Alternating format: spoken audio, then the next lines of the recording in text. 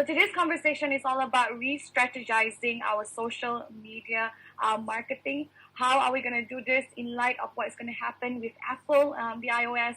How is it going to happen in light of what's happening with TikTok? I will try my very best to address all the questions. There are some developments that are happening on Facebook. I'll try to answer them all. If I cannot answer them in today's conversation and lecture, I do have, I can be, you can keep in touch with me via my own personal WhatsApp. Very happy to share that with you. And then as well as you can connect with me on LinkedIn so that we can have the conversation, further. All right. So before we begin, we just want to do a quick check. All right. I would like to make sure, okay, please make sure that you are already working on a Chrome, right? A Google Chrome as your default browser. Now, if you're not on Chrome already, may I suggest that you use this time to download the Chrome browser so that it's going to help us with our creative work because I've compared multiple browsers and Chrome is always the best. And of course, the Chrome Web Store has a lot of really, really cool, little gadgets that you can add to your Chrome, extensions they call it, to make your browsing experience a lot better. So number one, let's have ourselves on Chrome as our browser. All right, that's all I need you to do. Okay, let's start. Okay, so today's conversation is all about this.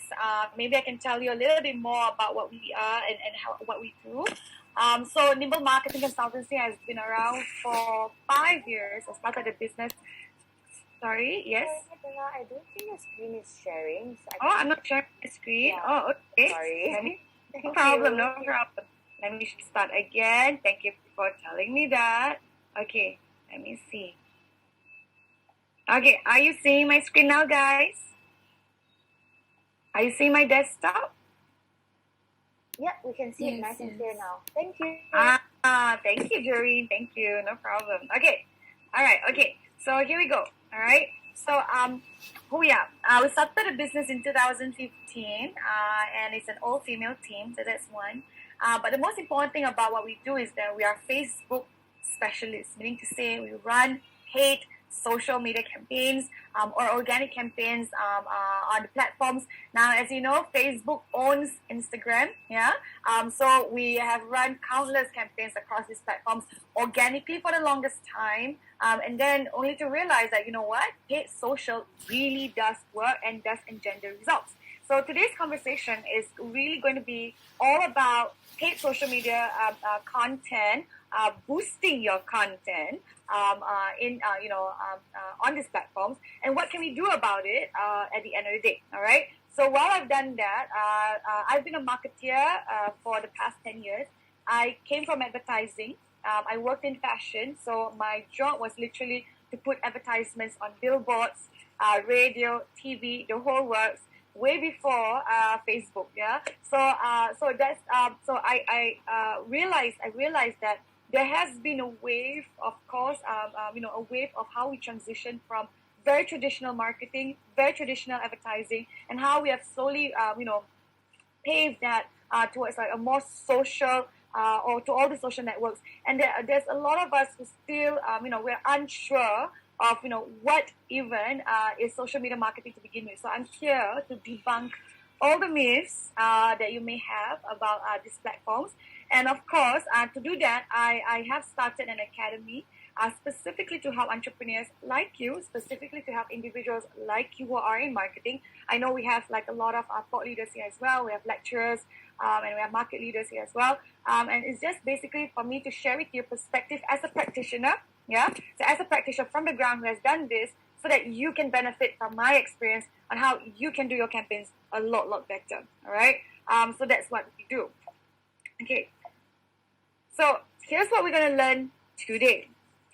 So what we're going to learn today, if you can see from my blue, on the blue little box on the left, okay, the learning objectives of today is that I want to address the challenges of the social media ad campaign against a cookie-less environment. And by now, I think it's really important that you understand what does it even mean, all right? So I'll explain that very soon, all right? And the most important thing is how to then develop a content strategy specific for this upcoming challenges. Yeah, specific content, not just organic content for your business, for your organization. But the most important thing, right? The most important thing, how do we actually, create content that moves the needle, right? That actually has impact, that actually creates communities, that actually, engenders results, in this case, sales. So we'll talk about that in a bit as well. Here's what I want you to do. I would like you to just fire up the chat if you have any questions, or if you have anything that you want me to address. Just put it in the questions before we get the lecture going, because I think it's always great to just see perspective of like some of the things that you're really really fearful of. I'm here to address that as well. All right. Now, and then of course, we're here to understand how to achieve success with first-party data. So we're going to talk about your database and what you can do with your incredible database. And database in this case, and I want you to write this down, all right? If you have a notepad with you and all that, really write this down. What does it mean to have a first-party data, or what does it mean to have a database to begin with? It's as simple as like understanding who the people, who your followers are, who the audience is, whether or not you have their email addresses, the telephone numbers, whether or not you are a brick and mortar shop and you have a POS system that allows you to extract the customer database out of the POS system. These are all database that we can look into. So this is something that I'm definitely going to address. And of course, the website traffic tools, the top tools, right? To help us increase website traffic, because there is a relationship, or a causal relationship, between your advertisement as well as the website traffic that you are going to get through your advertisement. So might as well we optimize our website. So these are the top 3 tools that I think every single owner, every single organization must have, all right? And then, of course, we're going to talk about something that is actually pretty, it's not so recent, actually. There's something called digital out-of-home. So I, as an advertiser, I actually own, we actually work with our partners called Mobile Studios, and we own certain networks here in Singapore. All the screens that are, that helps us with digital out-of-home advertisement. Let me share that with you, because I would like you to understand how to go beyond social media, right, and have a more digital efforts when you do your advertisement. So there are, of course, 2 hands-on practical lessons that we are going to do today. Number 1, I'm going to show you how to create short captions that can engender results. And I'm also going to show you other people's or other businesses' captions or copywriting that can help you out with your advertisement. Okay, so we're going to do a little exercise on that. And then, of course, we are going to talk about your ad design as well. So simple tools like how to improve your ad design, how to make this a little better, what can we do if we don't know Photoshop and things like that. And I'm going to give you tons and tons of resources.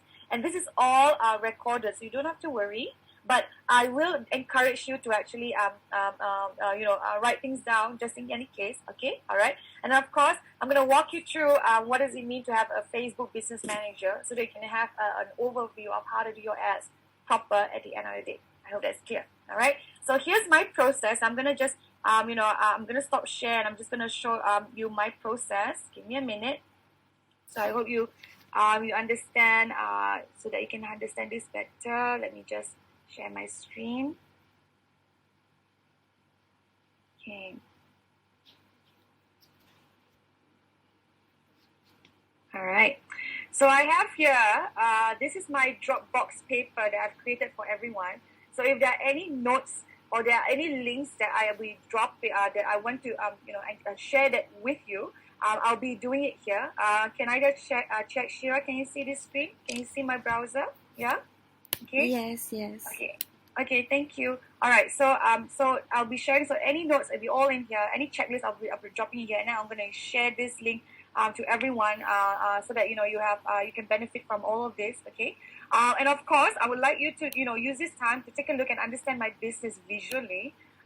We are on Instagram, so if you are not on Instagram already, you can go to your browser, hit instagram.com/nimble.sg.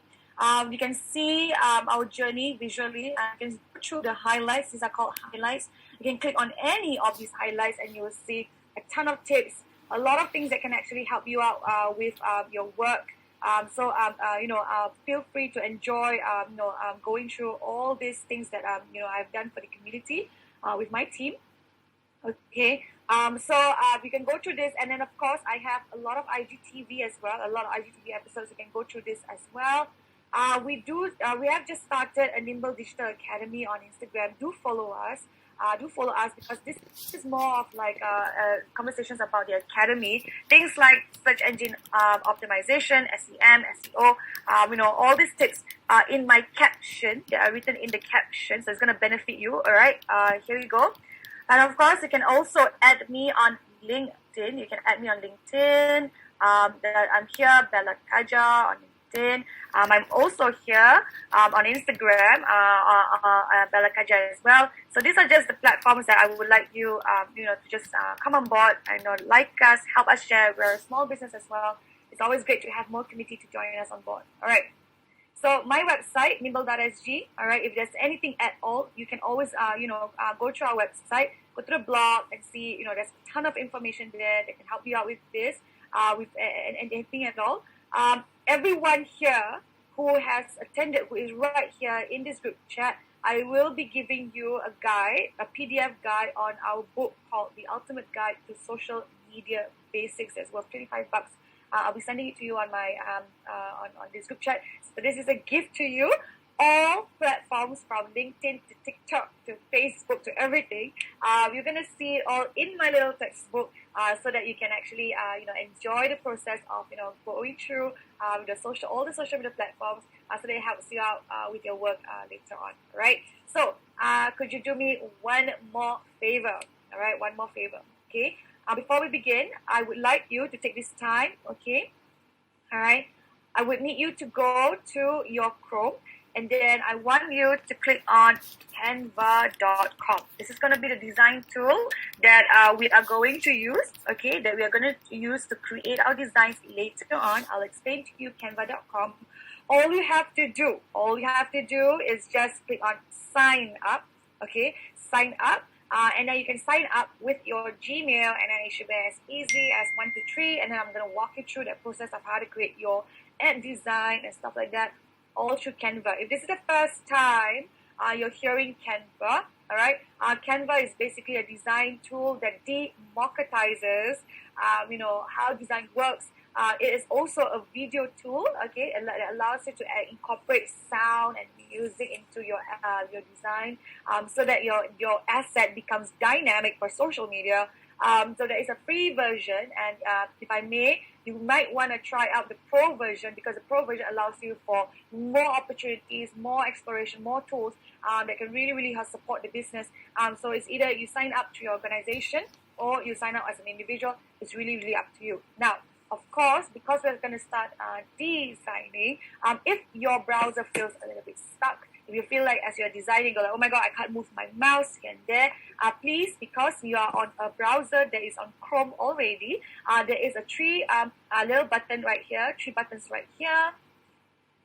And then all you have to do is just hit this thing called New Incognito Window. This is a private window, and when it's a private window, you don't have, you pretty much will lose all your passwords and stuff like that. But it allows you to free yourself up from all the cache that has been hanging out on your browser. So it's completely free from all the history.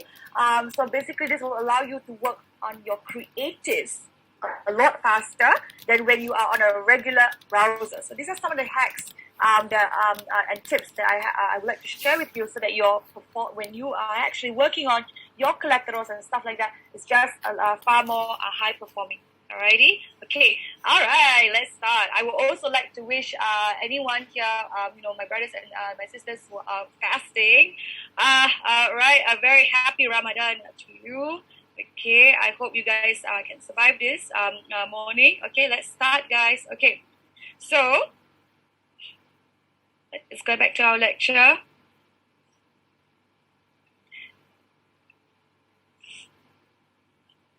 All right. What does this mean? What does a cookieless experience truly mean? All right. Hang on. Oops. Okay. All right. Many practitioners like me, we are already fully aware of what's going on, and we have this has already been a conversation for the longest time since as of last year and even 2 years ago, right? When we are going for a cookie-less experience in our browser, it means that it empowers the user on the end of the user. But what it does to an advertiser is that, well, obviously it's worrisome because now you will have no idea who is truly converting. You have no idea, what the demographic is going to be like, what the user behavior is truly like. So this is the thing about going cookieless, and when Google announced this, this is to actually empower the user, not necessarily the advertiser. However, there are some things that we can work around, even as an advertiser, even as a marketer, and this is where it's very, very important that you, on your end, understand what it means to be what it means, okay, to really understand what is your first party data and your second part and your third party data. So I'm going to explain to you what this means, okay? So in January 2020, Google announced plans to phase out support for third party cookies in Chrome within 2 years. In 2 years' time, all major browsers like Google, my Chrome, my Firefox, my Safari will have blocked the use of third-party cookies, and this may alter the landscape for digital advertising, and this is exactly what we're doing, okay? Because we both understand that, like social media, organic social media is not really working nowadays. We have to do paid boosts, we have to do paid ads, we have to boost our posts, and all of this is worrisome because even if we do that, then who are we truly targeting if we can't see them, if we cannot know them, if we don't understand, who are the people that is coming to our website? So these are the things that we actually need to furnish ourselves the knowledge so that you understand how to do your advertising, your digital advertising a lot better. So, but then the question now is, how does this affect browser behavior? So of course, this may alter the landscape for digital advertising, which currently relies extensively on third-party data, all right, for personalization. All right. So for example, if I have been shopping for clothes for Hari Raya, for example, and I am going to Zalora and I'm going to all these major e-commerce websites. Right, I will be if I am surfing on the internet, I will be furnished with all of these ads that are related to Hari Raya, that are related to shopping, and I'll see them on my browser because there was a cookie that was able to track my user behavior on the site. So it's as easy as that. But now, if it's a cookie-less environment, how are we ever going to understand personalization? How are we ever going to understand what the user truly is, truly is browsing? So it does impact the way you think about your advertisement. But I'm here to tell you, you do not have to worry. Okay, you do not have to worry. Now, if you are new to this, and it's the first time you're hearing this, on the right hand side I mentioned here that cookies are just small pieces of code that are placed in your browser when you visit any website, which is why the incognito experience, which is why the private window experience is really empowering and really important. Now, I do have students who say that, it's so strange that I was on my website, I was on a website on the browser on the computer, and I was on incognito, and I felt so free browsing on an incognito on the browser. But I totally forgot, Bella. I totally forgot to do that on my phone. So this is the thing, right? We are so used to doing this on our browser and in the computer that we forget that we can actually do the same thing. Our browsing history can be, and the way we do it can be done the same way on our phones as well. So do not forget, okay? Do not forget that while you are browsing for things on the internet, you're surfing, you can do the same thing as well by going on incognito, on a private window on your phone as well. All right. So they usually contain at least two pieces of information, these cookies: a site name and a unique user ID. But they may also capture other details such as a website configuration, and for example, the language preference, login details, and products that were once added to a basket. So that's really, really interesting, all right? So this is what I mean by the cookie less experience, and I have here a little animation to go like, all right, can you see that the cookies are crumbling? Yeah, all right. So let's furnish ourselves with all this knowledge. Let's try to understand here what is the difference between a first party cookie and a third party cookie. Okay. Now, if again, you might want to screenshot this. You might want to take a photo of this because the lecture is only going to be given to you only at the end of the month. So this is really going to be helpful for you. May I suggest that you actually take a screenshot of this, okay? Now, the first party cookies are cookies that are typically owned, stored, and dropped by the website domain that the users visits. These cookies are used by the website owner, like me, nimble.sg, to collect analytical data, remember your preference, and provide personalized experience so that it is a lot better for you when you surf on my site. First-party cookies will not be blocked or phased out by Google. Okay. Now, third-party cookies are created and stored by organizations other than the ones that the user is visiting. These cookies are dropped by the website, by the website you visit, but are not necessarily stored or owned by the website or its parent company. They are used for cross-site tracking, wider audience profiling and targeting, and wider personalization in advertising, especially when prospecting for new users. Okay, all right. So it's as simple as this. Third-party cookie. All right, third-party cookie is basically going to help advertisers typically advertise across the Google Display Network. If you were once on Volvo Singapore, right, website, and then when you surf the internet, pages after pages after pages, and you realize, hey, there's another ad that is by Volvo, or there's another car ad, and stuff like that. That is exactly what the user experience is typically like. It is inextricably linked to how you surf the internet and what you were surfing for. All right, I hope that's clear. So what's the big deal, guys? What's the big deal? So I have an infographic here, and if the SMB team is able to actually admit the new attendees, as I'm speaking, that would be awesome. Alrighty, okay. So first party data and third party data. All right. So we need to know this, and I have an infographic to explain how this works. So let's really focus on third-party data because this is where my job comes in. So I basically help as a me maximizing MarTech and AdTech. You need to understand how this is really going to affect your advertising moving forward, even if it means you were once so organic on social media. All right, because eventually you will, and I'm here today to convince you to do paid social media nonetheless. Even though it is a cookie-less environment, you still have to do your paid social because it's really going to be helpful for your business today as we speak. Okay, so as you can see from my infographic here, it's really pretty simple. For third-party data, the user browses the website, typically nimble.sg. The website plants a third-party cookie like an ad network. What it does is that the network will then collect the user here, okay, and allow advertisers to target that user when they visit another site. It's as simple as what I've mentioned, all right? And then here, okay, this is the same thing. A user browses website B. When the user visits another website for the very first time, in this case, BMW Singapore, they are already identified by the network and serve the same targeted ad, the people who love cars. There you go, all right?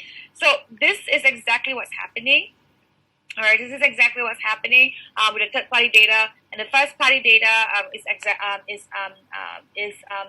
typically what I, the owner, will put into my website. So I'm going to walk you through this. I'm going to stop sharing the screen at the moment. Okay, I'm going to stop sharing the screen. All right. Okay, so I hope that's clear. So now I'm going to show you an example. I'm going to go on incognito to walk you through how this pop-ups typically look like, on websites. Okay, so I'm going to share with you my friends from Mero. So hang on, let me just pull this up. I'm going to go on incognito.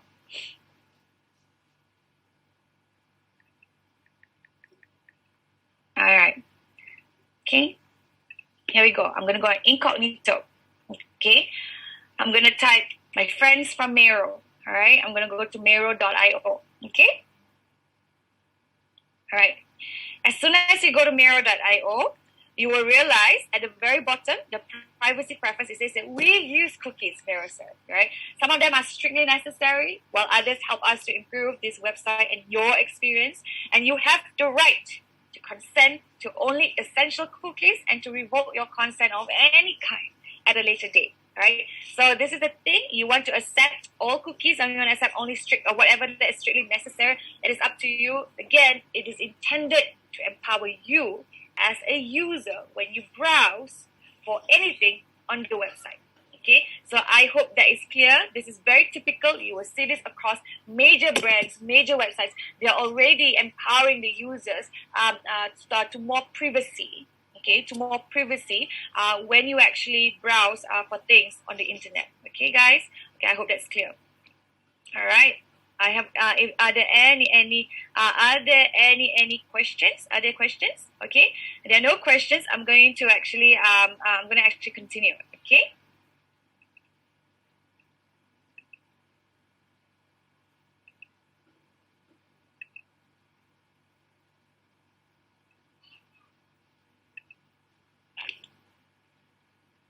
Okay. So how can we manage the change? All right. And here's our recommendation. All right. So the thing is, what you have to know is that the changes are not due to be implemented fully until 2022. So that gives us 2 years, right? A year essentially. Okay.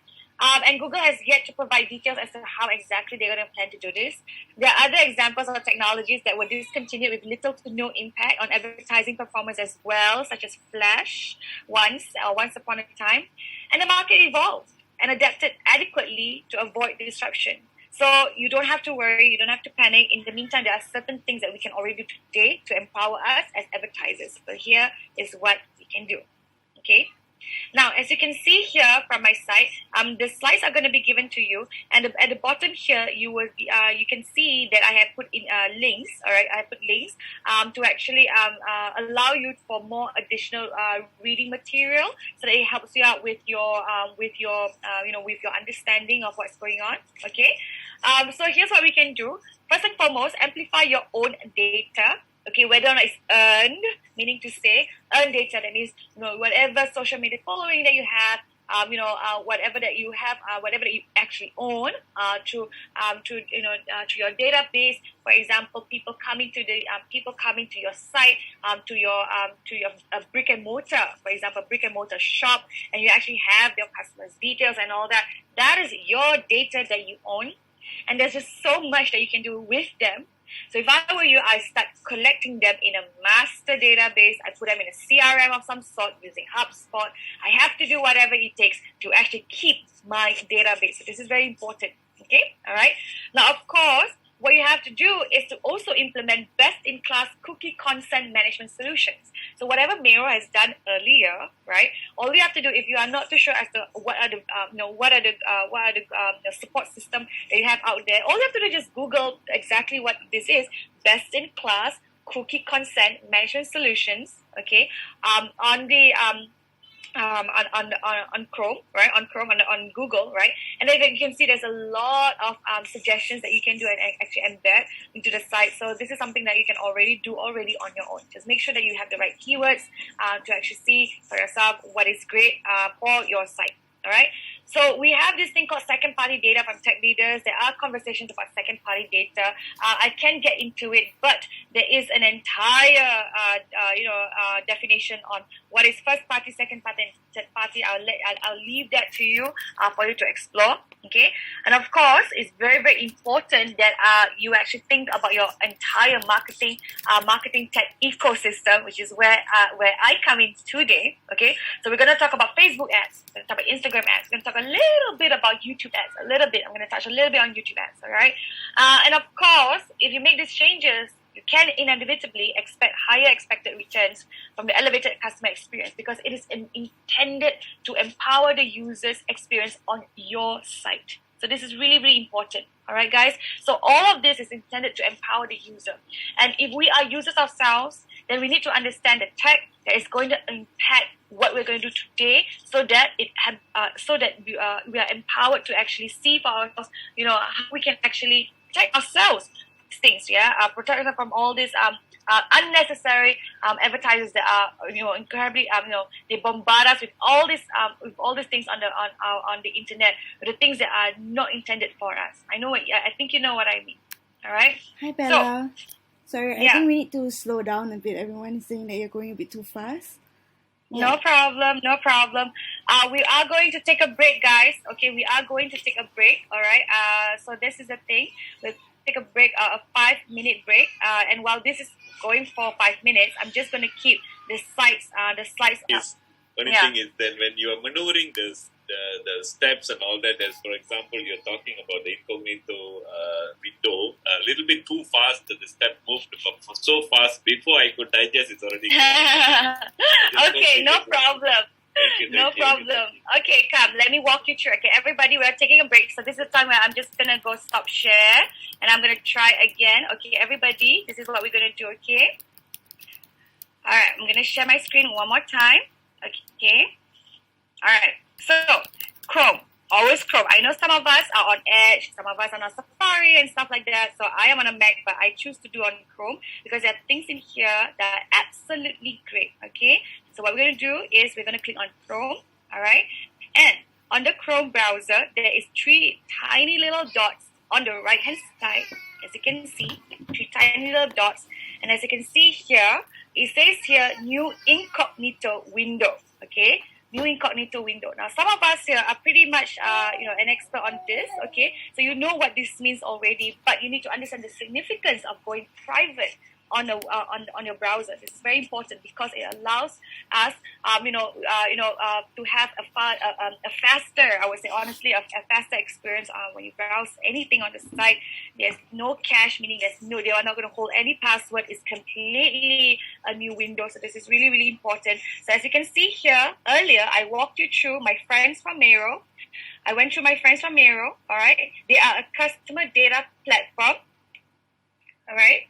And immediately when you go to the website and then boom, you see a pop-up right at the footer. It says here, hey guys, this is a privacy preference that is intended to empower you. Do let us know how we can improve our experience with you when you're surfing on my site.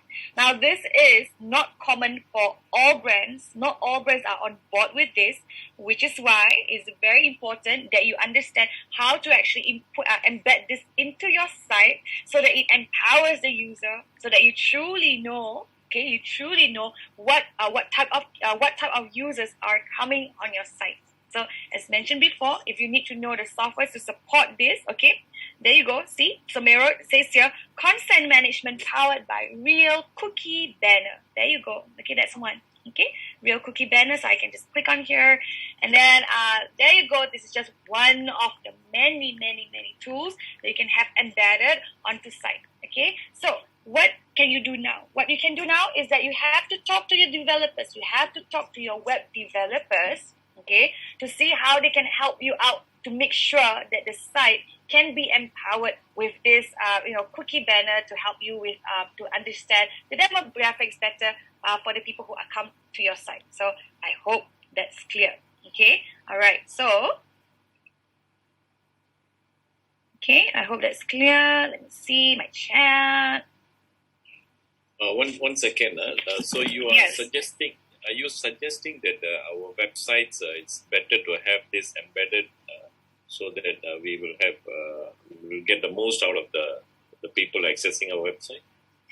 Absolutely.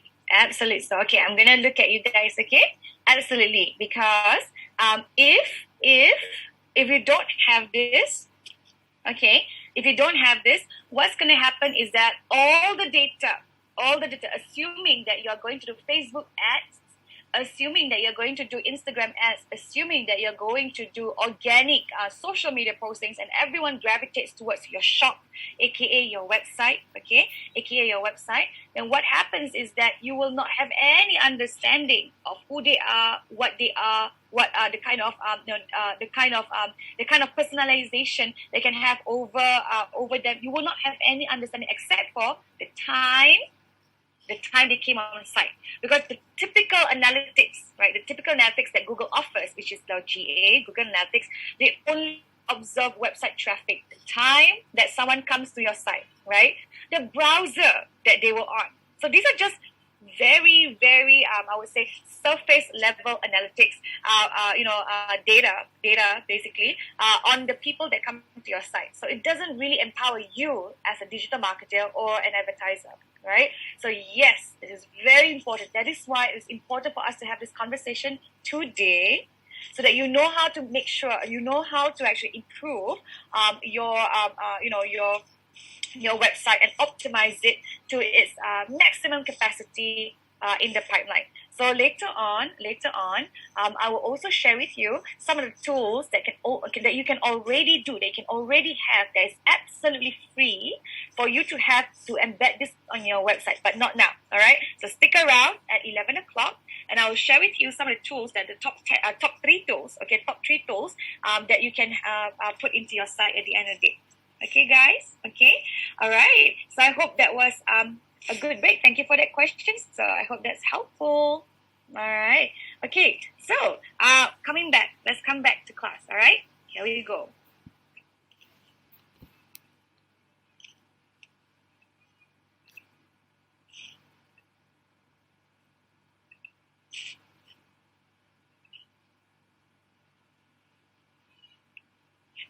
Okay, we've went through this. All right. Let's talk about this, okay? It's all about content now. So pay attention here, guys, okay?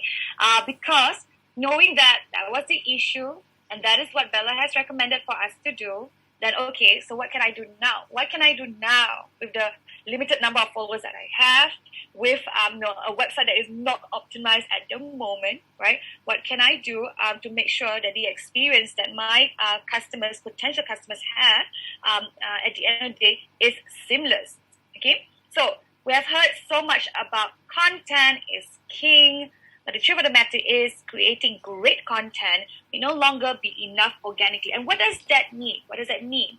Let's define great content. Now, a lot of millennials today, as you can see, this generation, right? They are incredibly great with social media. They're digital natives themselves. They create content on YouTube. They are such an expert with video editing. They create long form content. You hear people like Nas Daily, right, who creates videos after videos after videos. And as you can see, at the end of the day, even at the level of video content that is developed by Nas Daily, all right, Nas Daily, may not necessarily, unless you have a huge following like Nas, right?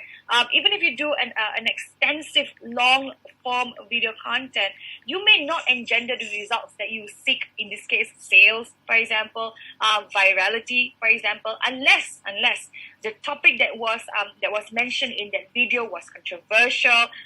That topic that you mentioned in the video that was incredibly helpful. So there's a lot of moving parts to making a content great. But the question is, what do I do if I do not? What can I do now if I do not have the necessary production tools?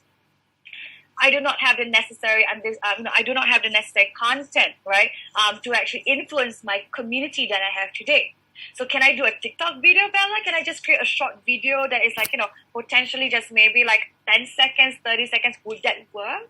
Will that be viral anyway? Can that be viral, at the end of the day? So these are the questions that a lot of my attendees from my classes or my students always ask me. They're always confused what type of content should they put out, whether or not it is a long-form content or a short-form content. So let me just break it down. Long-form content on the onset of social media, we're talking about videos, right? And we are also talking about, live content. When you go live, when you stream live, is that necessarily better? Okay, will that be? Is that necessarily more viral than a pre-recorded video? All right, and then a short-form content like a TikTok video that's just 10 seconds long, right? Is that necessarily better too? So we are always debating which is better with social media, and which is why it can get incredibly stressful, because we are not sure of what exactly to do with our the kind of videos that we can put out on social media, because it's such a competitive space. Now, mention here that results can be incredibly frustrating. And the focus is so inextricably tied to the number of your followers that you have on social media. So this is where I want you to write 2 things on a piece of paper. If you have a piece of paper on your notebook or your com or whatever, all right, let's talk about 2 things. I'm going to stop share. Okay, let's talk about 2 things. Okay. Okay, someone asked a very good question. I'll get to it. Janice, I'll get to you because you are an app, okay? I'll get to that, okay? Okay, so 2 things. Write this on your notepad, okay, guys? I like it when we are interactive. And I wish I could hear everyone, okay? But anyway, write 2 things. Business goals and social goals. So all of us here have 2 things, right? When we do digital marketing, there's only 2 things. We want to have a social goal, okay? That means, all right, how many followers do we have on our social media platforms, all right? Social media platforms like like my YouTube, how many subscribers do I have? How many Instagram followers do I have? So basically the entire understanding, right, posits that you have to have a certain number of X followers before you can move the needle with any impact with whatever that you're trying to sell on social media, right? Okay. So then it goes, and then after that we need to understand. Okay, now, but you need to have some business goals too. If I wanted to have 10,000 downloads on an app, right? So Jenny said, I want $10,000 on an app, right? Sorry, 10,000 downloads on an app. Then how much organic push can I make on social media when my followers on social media is just 100 people? So see, Janice is, you definitely are in a conundrum because you know the intended goal as a business goal is a 10,000 downloads, but you only have 100 followers.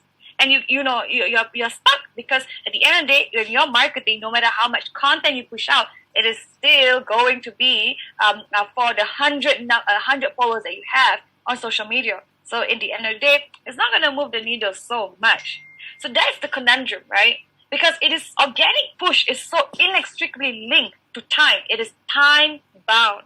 It is time bound, right? Because it would take you a year to grow 1,000 followers. It will take you typically 1 month to have 100 followers organically, which is why you need to understand how to do boosted posts, how to do social media paid content so that you can grow faster, so they can target better, right?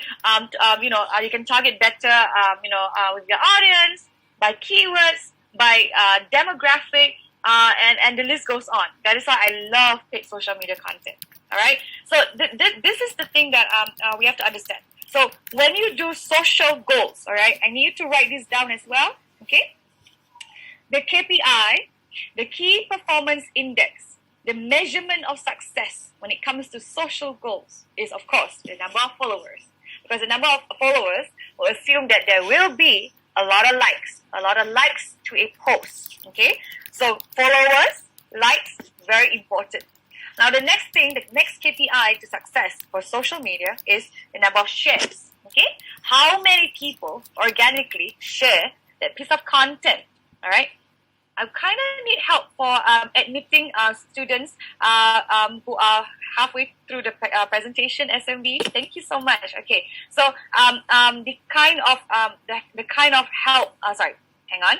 So what we get is the number of social shares. Okay, the number of social shares that you get for a piece of content. Meaning to say, if you were to go and to publish a video, right? I published a video on Facebook. How many shares do you get within the first hour? How many shares do you get within the next hour? Within 24 hours, right? So the number of shares is also another key performance index when we talk about social success. Okay. The next thing is comments, right? Do you have a commenting culture embedded into your business? Commenting culture is really important. Someone or basically an audience that truly resonates with the message and comment, hey, thanks, that was useful. Hi, I'm going to tag another friend. I'm going to tag another user at Bella, right? And I'm going to tag her so that she can see this post and all that. So they start tagging, they start mentioning, they start sharing. These are all key metrics for social success. Now, if you do not have that already on your social media, right? If you do not have, the number of shares, well, I don't. When I put a piece of content out, but there's not enough shares. I put a piece of content out and there's not enough comments, not enough likes, then something is wrong with your piece of content. All right, that means it is not moving the needle enough. It is just a public service announcement. It's not something that is intended to grow an audience. So we have to do a little bit of, we have to do some introspection. Yeah, we have to pause. We have to take a break. And we have to re-strategize our content so that you can truly grow an audience a lot faster within the limited number of resources that you have. Which is, I can imagine that the entire pressure of social media might be resting on just one girl or one guy or just two people, and this has to change. The management team has to understand, the amount of work it does, the amount of work that social media managers and marketers does today. All right, so I like that we're having this conversation so that you understand, what it takes to really manage an organic audience on social media. Okay, so I repeat, social media success matrix is the number of likes, okay, the number of likes, number of shares, number of comments, okay, and then of course, lastly, on Instagram, the number of saves, okay. If that piece of content that you push out has a lot of saves, people are saving it, right? This goes to show that resonates with them very, very deeply. So let's do some introspection. Again, ask ourselves, right? Ask ourselves, is this something that's already happening on my social media? All right. So I have a question. I have a question for everyone here because I like it interactive and you can just chat away. Okay. I'd like to ask you guys, right? Have you ever thought about this about your social media platforms before? Right? Yes or no? Have you ever thought about measuring the key success, the key success matrix that I've mentioned before on your social media platforms? Yeah? Okay, all right. No? Come on. Fire it up. I would like to see. Let's do a little quick survey, guys. Yeah? I totally agree, Cheryl. I'm on board. It's so terrible. The algorithm is so terrible. Isabel, yeah, we've done that. Okay? Yes or no? Have you thought about it deeply? Yeah? It's tough, yeah. It's tough. And trust me, most of the time, that poor girl is doing your social media management and the entire branding and the entire organization's PR is riding on one person who's designing, who's captioning, who's creating this content. So you do get social exhaustion. Okay, you get socially exhausted. So these are the kind of conversations I have with my audience all the time. So this is really, really important. And I believe Cheryl mentioned something really, really important. Cheryl, I agree with you. The algorithm on Facebook is so tough to crack. Even if I have spent so long producing a long form video and I put it on my Facebook, there's like literally crickets because no one is sharing, no one is liking. So what do I do? So while this conversation, today's lecture, is not so much about how to go viral because I have lectures on that, okay? But it is important to have these conversations anyway to actually furnish ourselves with the knowledge so that we know with our infinite resource what can we do today to empower our communities through all our platforms. So here's my little gift. Are you guys ready? I like that. Jay, I see the emoji. Okay. I'm going to attach my textbook, guys. Okay. I'm going to attach my textbook to you guys.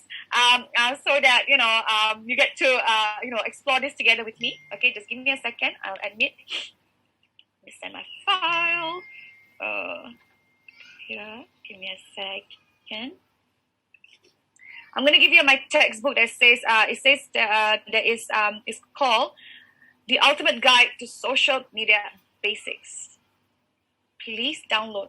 Okay, so I'm just firing this up, and then, all right. Oops, I've only sent it to the SMB team. I'm gonna send it one more time.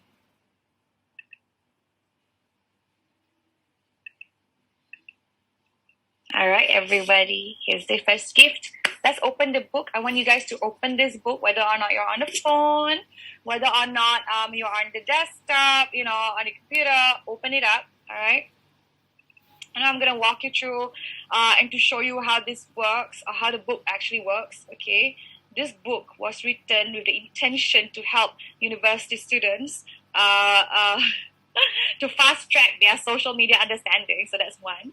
And then, of course, it's here to help entrepreneurs like you and I understand, what is all these platforms all about. All right. So because it's a digital version, you get to click on these little buttons that I've embedded in the book, and it will lead you to like a page that can guide you further. So I have here all of the platforms. Okay, I have all the platforms here: Facebook, YouTube, Instagram, Twitter, LinkedIn, Pinterest, TikTok, Google, and Vimeo. All right. So I hope this is helpful. I hope it talks about a lot about advertisement, how to do live broadcasts and stuff like that. You can skim through the whole thing, and I hope you find this useful. Yeah, I hope you find this useful. Alrighty. Okay. So feel like that. Okay. Jay is in. I sent it to everyone in the Zoom chat. Okay. All right. Buzz Network. Hi, Yasmin. Hey, Bella. So recently I was reading about Facebook and how they punish for those to encourage engagement. For example, if you mention something like comment, share this post, then Facebook penalizes by not showing your organic post.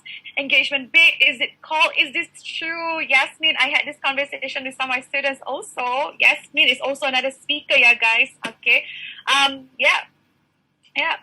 So the thing is, absolutely. And Facebook is okay. So I'll explain this slowly. All right. All right. So I have an influencer that I have been a secret fan for really long, just because he has really worked his way up to virality.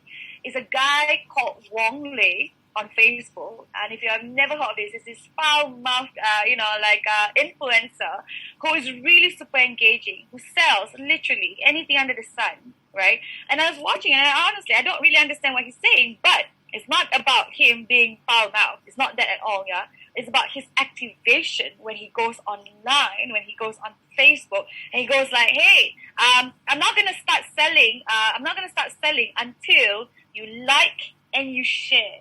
Okay, I'm not going to start my live until you like and you share and you call more people to come on board. All right, and as I was watching him, and I understand a little bit of Mandarin, and I saw how he activated his audience, right? And I thought that was brilliant. It was brilliant. It was brilliant that the Getai, this man who does Getai singing is able to go online and really express himself and really connect with his audience on a live stream and start selling fishes, and everybody gravitates to buy the fish during the CB period. And I thought that was just an incredible way of how you connect with your audience. And like I said, the very fact, and I will send you a link somewhere later on, okay, who is this Wong Lei guy? He's now an influencer with thousands and thousands of followers, okay? But the very fact, Yasmin, he started activating, right? Like and share, guys, like and share. And you probably have heard this too. You probably have heard what they call the Facebook social sellers, the ones on Facebook who basically goes online, on live stream, go like, okay, we are going to like and share before I start this auction. Before I start selling, please like and share, because they're trying to activate the users. So this is how the algorithm works. If you have the time, please write this down. This is really, really important. Okay? It's really important. Now, why is it that Yasmin pointed out that, like, is it true? Are we going to be punished if we were to activate our users and say, by using all these jargons, right? Because I'm trying to go organic. I'm trying to tell people to actually, like my post, share my post. Are we going to be punished? Is the algorithm going to punish us? So here's the thing about Facebook, and write this down. Facebook, okay? Facebook, all right, they honor, right? H-O-N-O-U-R, honor, right? Content creators, right? Content creators that keeps the audience longer on the platform. So if you are able to keep your audience longer on the Facebook platform, they will push your content up on the news feed just because. So for example, it is as simple, and here's a tip actually, yeah? It is as simple as, if you're an organization or a business owner and you have tons of photos, okay, from an event, I don't know, digital event, or like, from anything at all, okay? You have like, past collection of photos, and you put them in an album. You put it in a photo album, right? And you upload this on Facebook. And you post this. You start to realize that photo album will do incredibly well versus or vis-a-vis a post that you actually designed from scratch, right? And go like, oh my God, I just had a bunch of photos and put it in a Facebook album and put it on Facebook, and that had more likes than this post that I took 1 hour to design on Canva. So what does this mean? Well, the thing is, with a photo album, you get to go through the album one by one, okay? You are essentially keeping the audience longer on the platform, and Facebook loves this. So try this. Do you know this hack? That if you put photo albums together and you put it onto Facebook, and you probably will get more likes than the posts that you've done before. And this is just one tiny hack. All right? So the next hack, right? For the organizations, right? Who have already identified certain influencers in the company, like for example, Shopee, right? And they activate their influencers, or like to do content, but they do it live stream. Right? Now, wouldn't that mean that you would have kept the audience longer as well on the platform?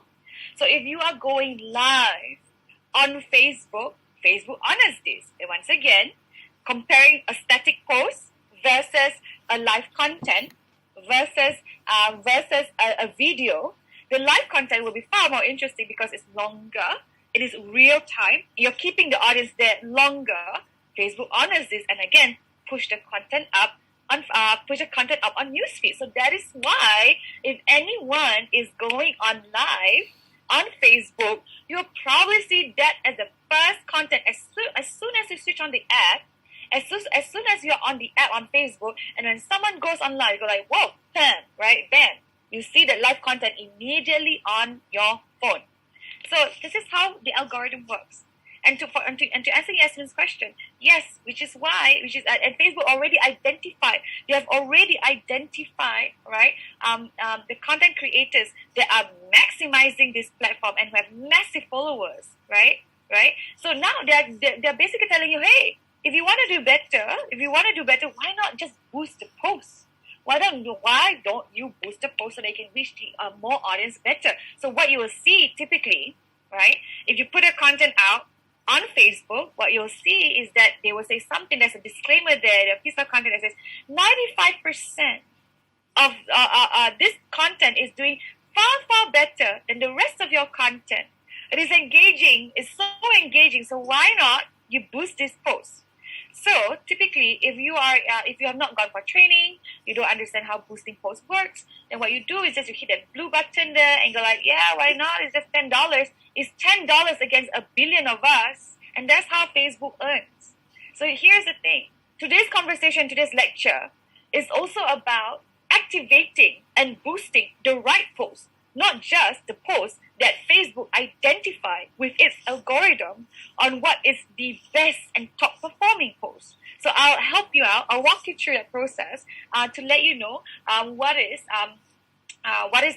top performing and what is boosting, and what is the difference between boosting a post and running a paid ad, because it's a completely different school of thought.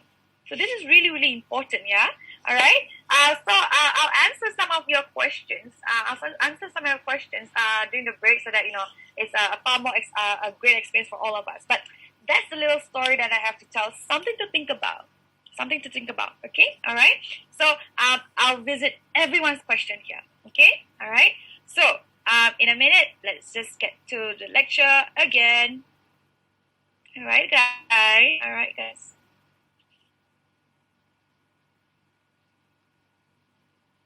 All right. I would like you guys to watch this video. It's a video. Double check on your end if you can hear this. Plug your earpiece proper and all that, because it's a video that I've created. It's a 4-minute video. Enjoy this. Listen to it. This is the reason why we want to do paid social media content. Okay?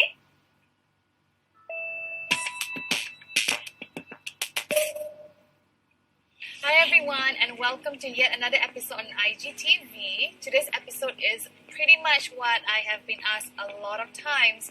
How do you get started on advertising on social media?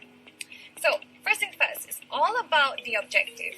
You need to have an understanding as to why you are suddenly gravitating towards a paid social reach. Maybe organic reach is not enough. Maybe you don't have that pool of a follower on your social media. Maybe you don't have tens and thousands of followers organic. There are so many reasons as to why businesses are pushing forth a more paid social, because it does give you a very lucrative result. So, how do you get started on paid social media advertisement? Very easy. First and foremost, ask yourself, what is the real objective here? Are you here to build awareness for your business? Because no one has heard of you before. No one knows what services you render. Not many people understand the product that you're trying to sell.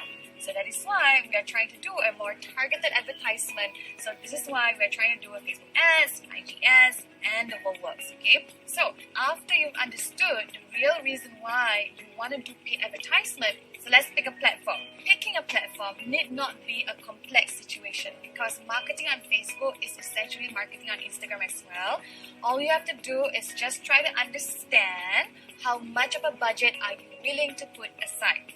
Okay, budget is really important, because we are assuming, or I'm assuming, that you're going to be doing this recurringly. You are going to do advertisements month to month, week on week. So this is going to be part of your total strategy when it comes to digital marketing. So having a budget, putting aside a budget that you're comfortable with, is incredibly important. So you've understood how much of a budget you have. Now it's about the advertisement and the ad design itself. Are you here to push out an advertisement that is more of a video? Are you here to push out a GIF, or a carousel ad, or a static ad? Now there's so many choices made. Now it's incredibly important, or it's very, very important, that you pick the right ad design or the medium, because this is the first thing that your audience are going to see on the social media feed or on social media. So it's really important to make a concerted effort to make sure that picking the right ad design as well as a medium to fit the right audience for your social media is something that you have to think about thoroughly. Finally, in order for you to start advertising on social media, you must have Facebook Business Manager. Right?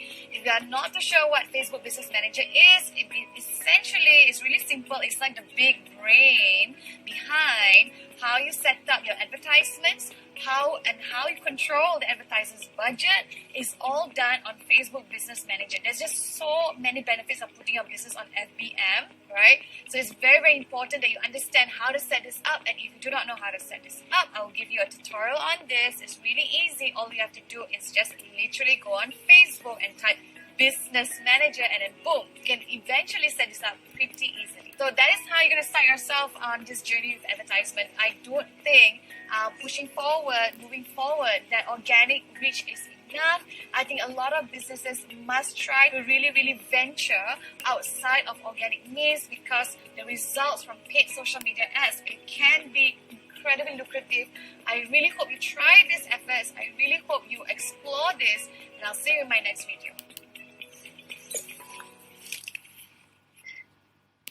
All right, thank you for staying tuned. Alrighty.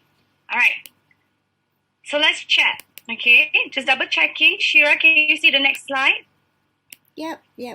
Thank you. Alrighty. Okay. All right, guys. So, just to be clear, content for paid ads is not content for social. All right. So there is a huge difference between paid ads content and what you do for your social media, because social media posits that you're essentially trying to grow an audience, you're trying to grow some followers. So you are going to do whatever it takes. You are going to explore a ton of content, whether or not it's awareness content, whether it's conversion content, whether or not it's a consideration content. It's essentially content that takes an entire spectrum of the buyer's journey, right? So be very clear that your social media content is not the same as the content for your paid ad.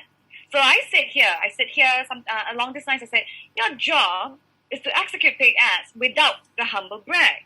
There's nothing subtle in paid social media advertising. Your copy cannot be subtle. Your copy must convert, right? So paid social is an effective tool for turning those sales prospects into hard leads by getting them to your website with clever copy. A call to action and a simple compelling ask can generate additional and measurable ROI, return on investment. Now, social is also the only channel where users can share feedback, creating opportunities for advertisers to engage their users. So this is something that we all have to understand, that your customers will go through a buyer's journey, right? There is a thing in marketing that is called the buyer's journey. So I'll explore with you the kind of content through that is perfect for the buyer's journey, all right?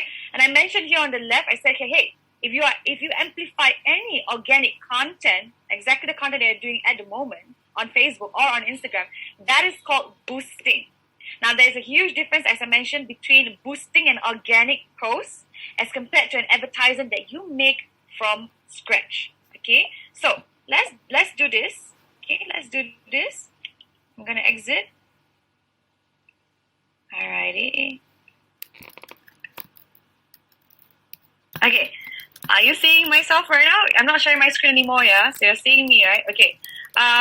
Okay, so here's the thing. I'm gonna share my paper. Okay, hang on. If you can't download the book, okay, you can't download the book. I will share it again. Okay, I will share this again. All right, I'll share this again. All right, guys. Okay, so I'm gonna share my screen this time around. It's gonna be on my Dropbox paper.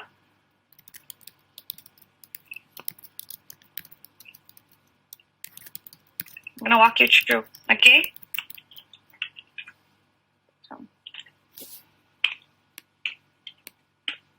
Yeah, I'm sure everyone can see this. Yeah. All right. Okay.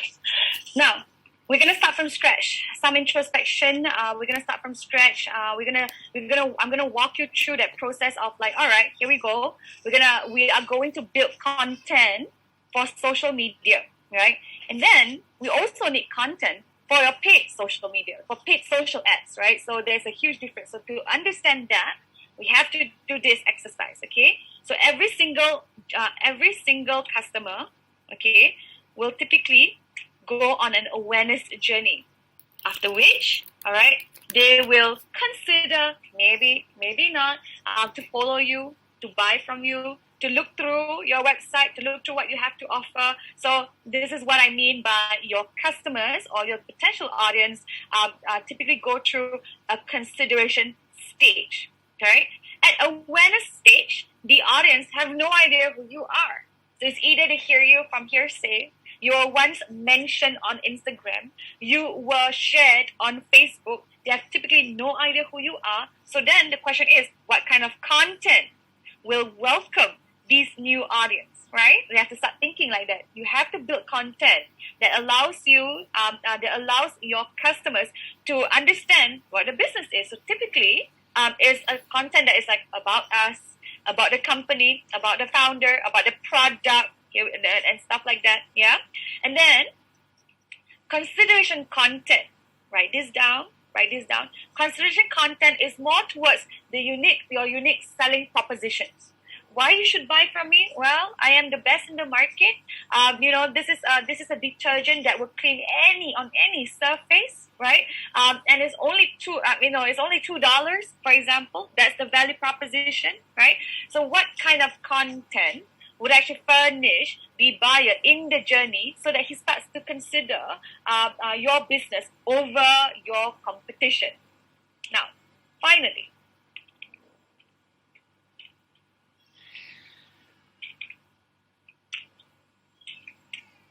time to convert.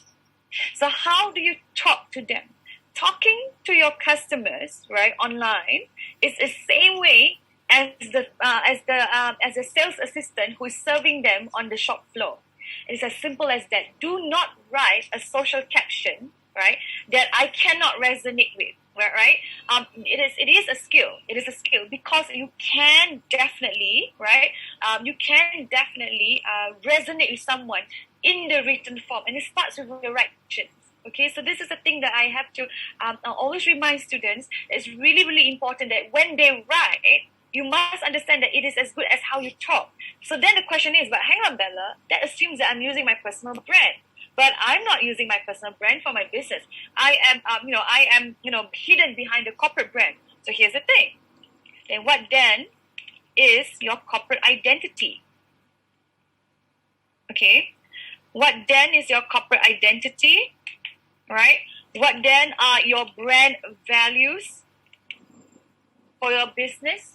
And how you are, if you said that your brand values, I am an authentic brand, Bella, right? We are so passionate with what we do, then the copywriting should follow suit. So this is the thing, right? So this is very, very important that when you understand the buyer's journey, it is a process. So as you can probably tell, your social media content right now, right, is going through all of these stages. It's going through all of it. You have content for awareness. You have content that is for consideration. You have content to convert. There's a price point. There's a FOMO mentality in there in that content. Fear of missing out. So I got to tell them, oh no, the sale ends tonight at 12 midnight.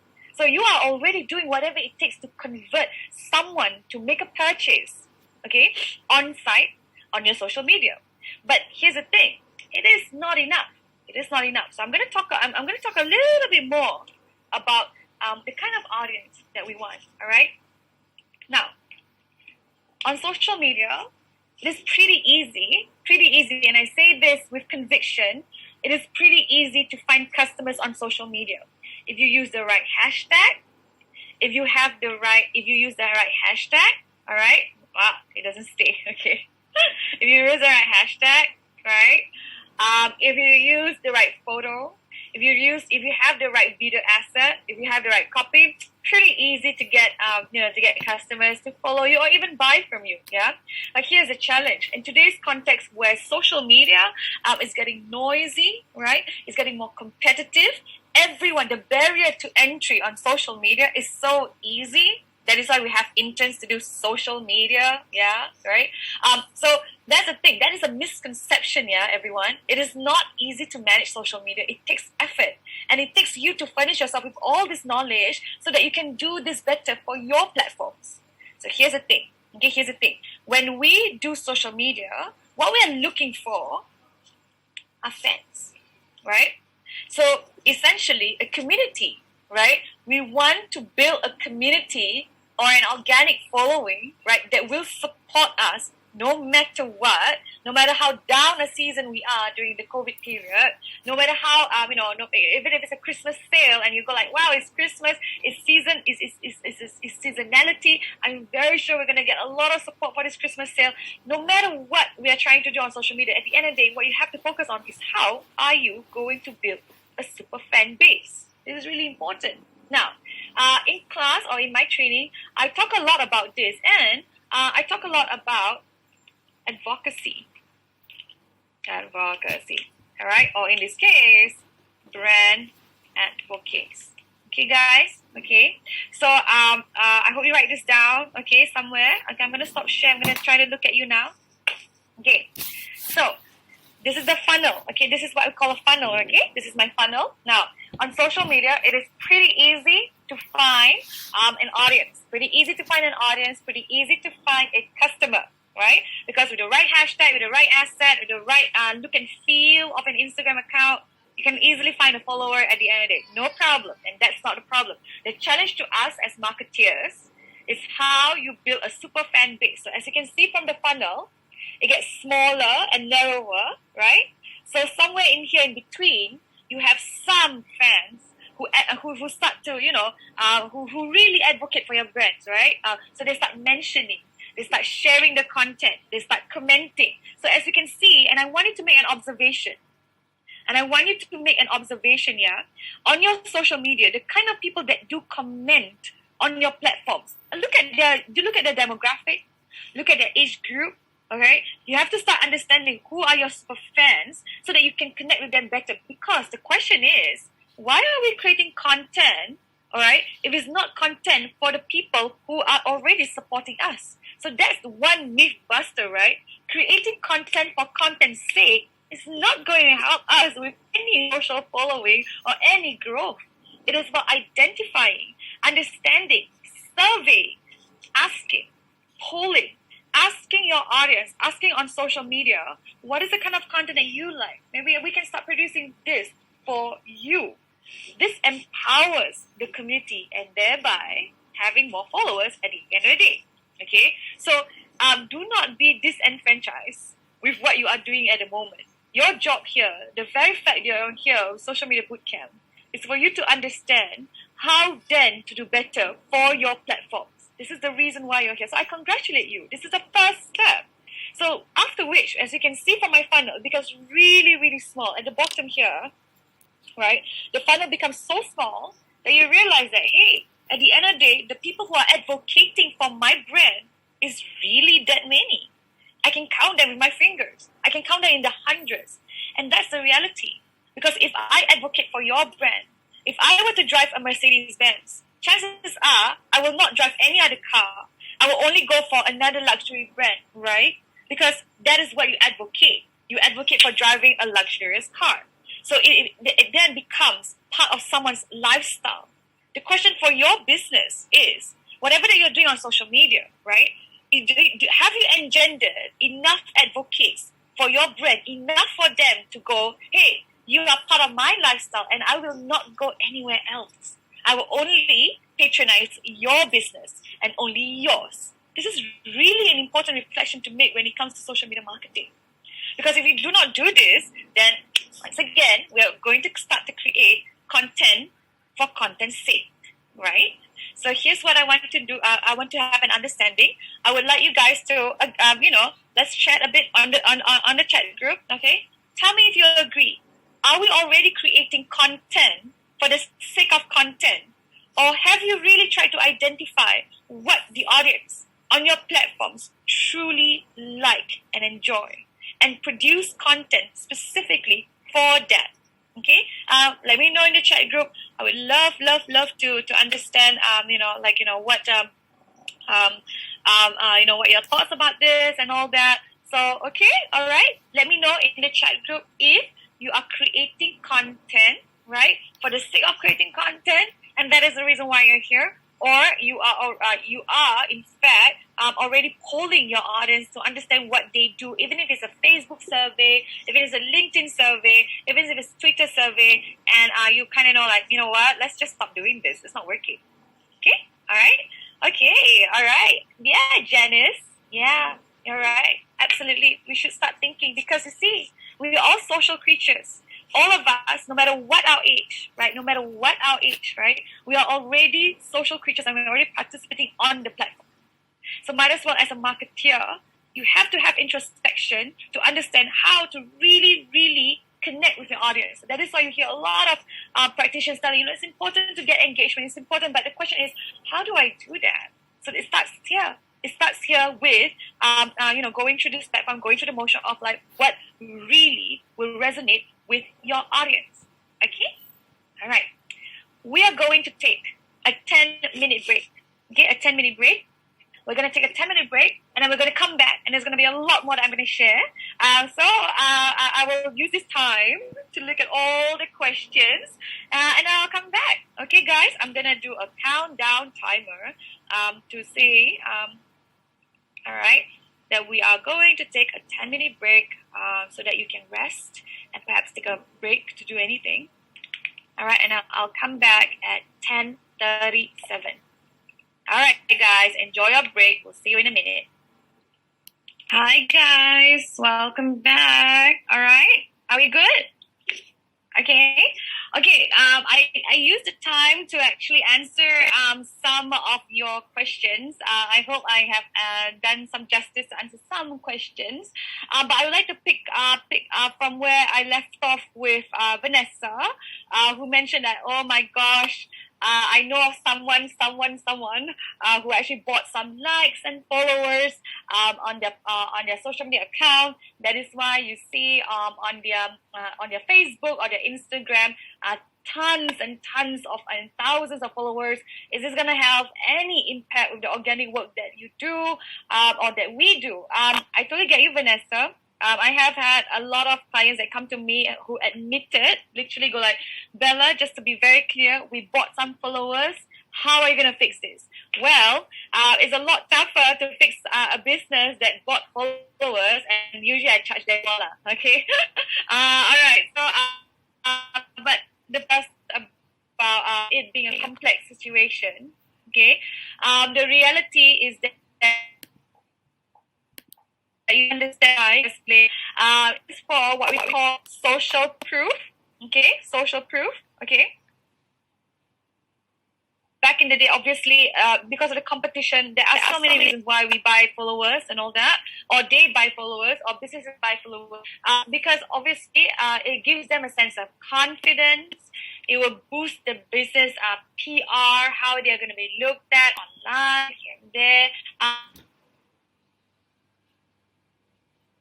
Make them look really, really good online. Now, what has that got to do with how we push out content today?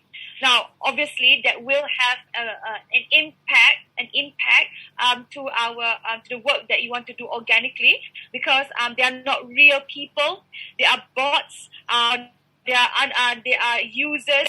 They are ghost users, right? That are just there to fill in the gaps. So it will be a challenge for businesses who do that. So the question is, do we do that? Do we still do that, Bella? Because like, why not? I mean, like, if I can show that I have 10,000 followers extra, will you still do that? Can I still do that? The thing that I would like to advise is that having a social following, right? Having a social following, unless you are an influencer, right? Unless in today's context, you know, you are an influencer, you are on Instagram, and you really need to go viral, and you are building a personal brand for yourself. These are the thoughts that will come to your mind, go like, all right, should I actually buy myself followers? And this is common for an influencer. And they have done this many a times, right? But for brands, I will suggest this, no, you do not do this, because you will not know the follower that you have bought today will have an impact with the work that you're trying to do organically 2 months down the road. Because you will realize that like your post will have less engagement, like less real followers, right? Because they are all fake at the end of the day, right? So I would suggest this. Let's not do that. Let's not do the things that that is black hat, they call it. These are all black hat strategies, right? And this is the kind of conversation that we are actually talking about, which is the dark social, right? And no, I don't think we should do it, because 2 months down the road, your work will have impact, because it will have zero engagement at the end of the day. So we don't want that. All right. Now, the debate then is, do we now have advocates, right? Who are just like, in the minute sum, not a lot, but just enough, right? And they are always engaging with us, right? Wouldn't that be better for you and your business at the end of the day? I would say yes, because I'd rather have 1,000 engaged followers than 10,000 people who will not like my posts or who will not engage with the things that I do online. So this is the thing about the numbers game. While it is good and it helps with your, personal, overall branding or your corporate branding in some way, at the end of the day, what is the whole point of social media is for you to be engaging, which is why it is very important that I always say this in class, and I always say that like it is important to be social on social media rather than doing social media. We're not just doing a post. We're not just designing a post, right? We're supposed to be engaging. There has to be a persona, right? There has to be a persona that encapsulates the brand voice, your brand voice on social media. And this is really, really important. So I can go there. I can go there and I can talk about that as a summary at the end of the day. So you don't have to worry about that. All right? Okay. So all the questions, I'll try to answer them one by one in just a minute. All right, guys. Okay. So here's what we can do. Okay. All right. Are you ready to run proper ads? All right, let's do this, guys. Okay, let's deep dive into social media ads. Let's talk about the boosted post. It's simple as adding fuel to the soul of your social ads. Okay, so what does that mean? So if we were to go back, and I want you to write this down if you may. Oh, Shira, can you write this down? Let's have a debate on this, okay, on the chat group. Which is more important? Is it the message or the medium? Which is more important, guys? On social media, is it the message or the medium? Right? So the medium can be a couple of things. It's either you put out a post, a social static post. You put a photo. You take some lovely photograph, and you're using that photograph, and you use it as an asset in social media. It can be a long form content that is 12-minute long. It can be a podcast. It can be a GIF. It can be a carousel. That is the medium, right? So at the end of the day, with social media, or in this case, paid social media, which is more important? Is it a message, the clever copy, the length of the copywriting to actually engage the audience, or is it the medium? So this is really something that I would like you to think about, and then let's try to see the results at the end of the day. All right. So boosted post is one that is pushed into more news feeds of people who like your page and their friends, or people that you target based on location, age, gender, and interest. It works in the native environment, the organic environment of the social media site. You have the option of boosting any post on your timeline. So do not listen to Facebook if they say, hey, this post is doing a lot better than some of the rest of the posts, right? Because you can have jurisdiction over what is best and top performing to boost. All right. And when you have a post that is getting more engagement than most of the others, and like I said, Facebook will start suggesting it. But like I said, you can have jurisdiction and the power to know what to boost to get even better results. So here's my hack and my tip. Now, and this is really, really important because I have a student who asked me, Bella, I'm doing live content. I'm streaming every single day, right? And I'm getting like a few thousand views here and there. And I think it's not enough because this is effort, yeah? It's effort to go on live every single day, right? Am I doing something wrong here? Because you mentioned we have to go live. Well, I did mention to go live, but I never mentioned to go live every single day. So here's the thing. When it comes to ranking, okay, when it comes to ranking the terms, when it comes to ranking the content and the medium, yeah, right, which will be honored first by Facebook. It is a live content, yes, I agree. But when you do it every single day, there is no FOMO. There's absolutely no exclusivity when you go live, because you go like, oh my god, yeah, I know I can see the guy like the next day and the next day. There's no exclusivity when it comes to your live content.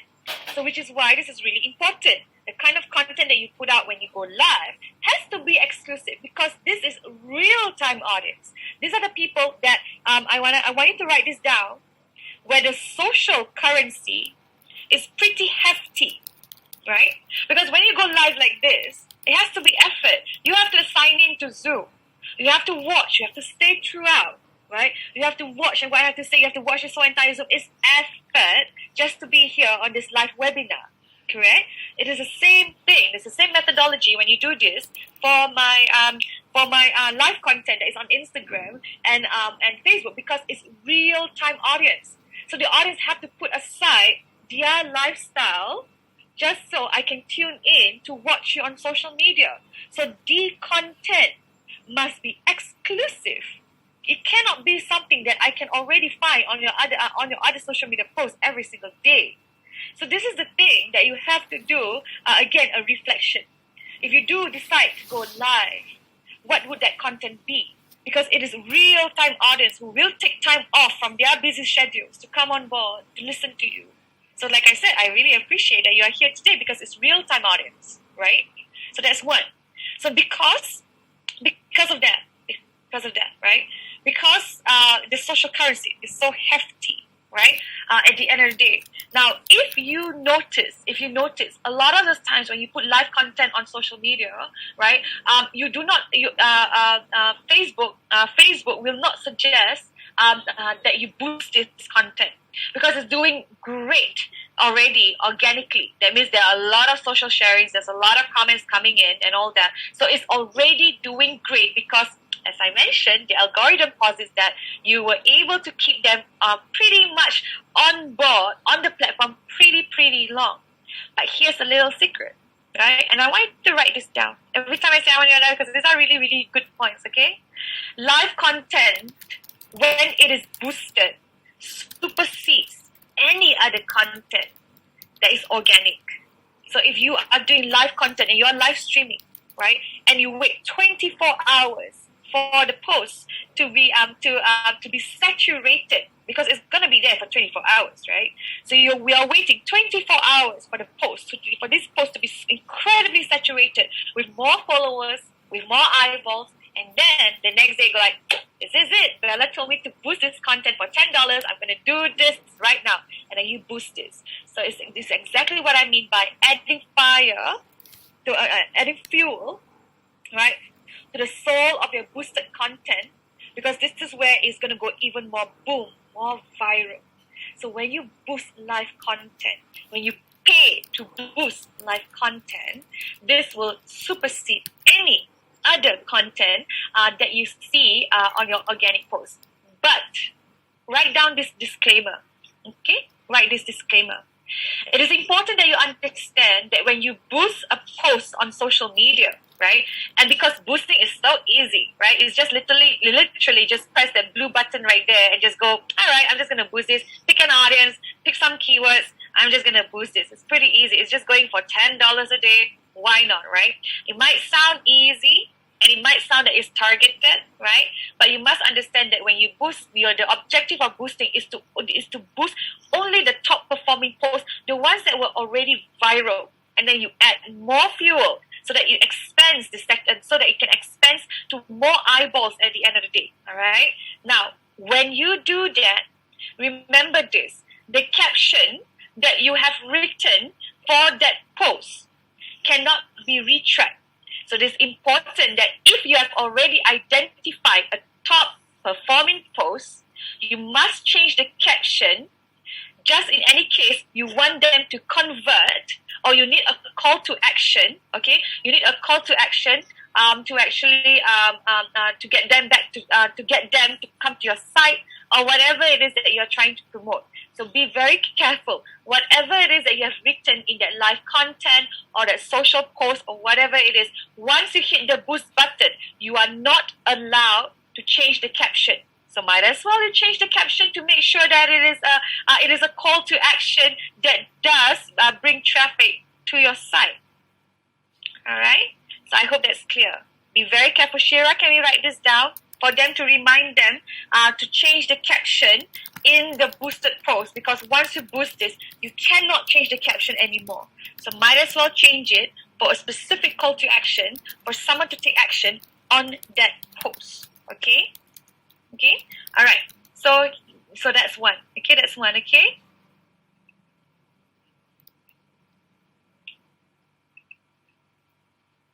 All right.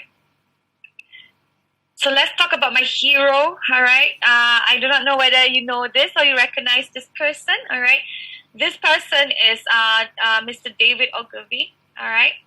And he mentions a very quotable quote that I really love. He says here, when it comes to advertising, right, tell the truth, but make the truth fascinating.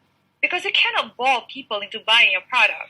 All you have to do, and all you can do, is only interest them into buying it. So here's the thing, right? We are all not wordsmiths. We didn't grow up writing copy after copy after copy. So this is really going to be a problem because it assumes that advertising assumes that, like, especially social advertising, yeah. So let me just make this very clear, okay?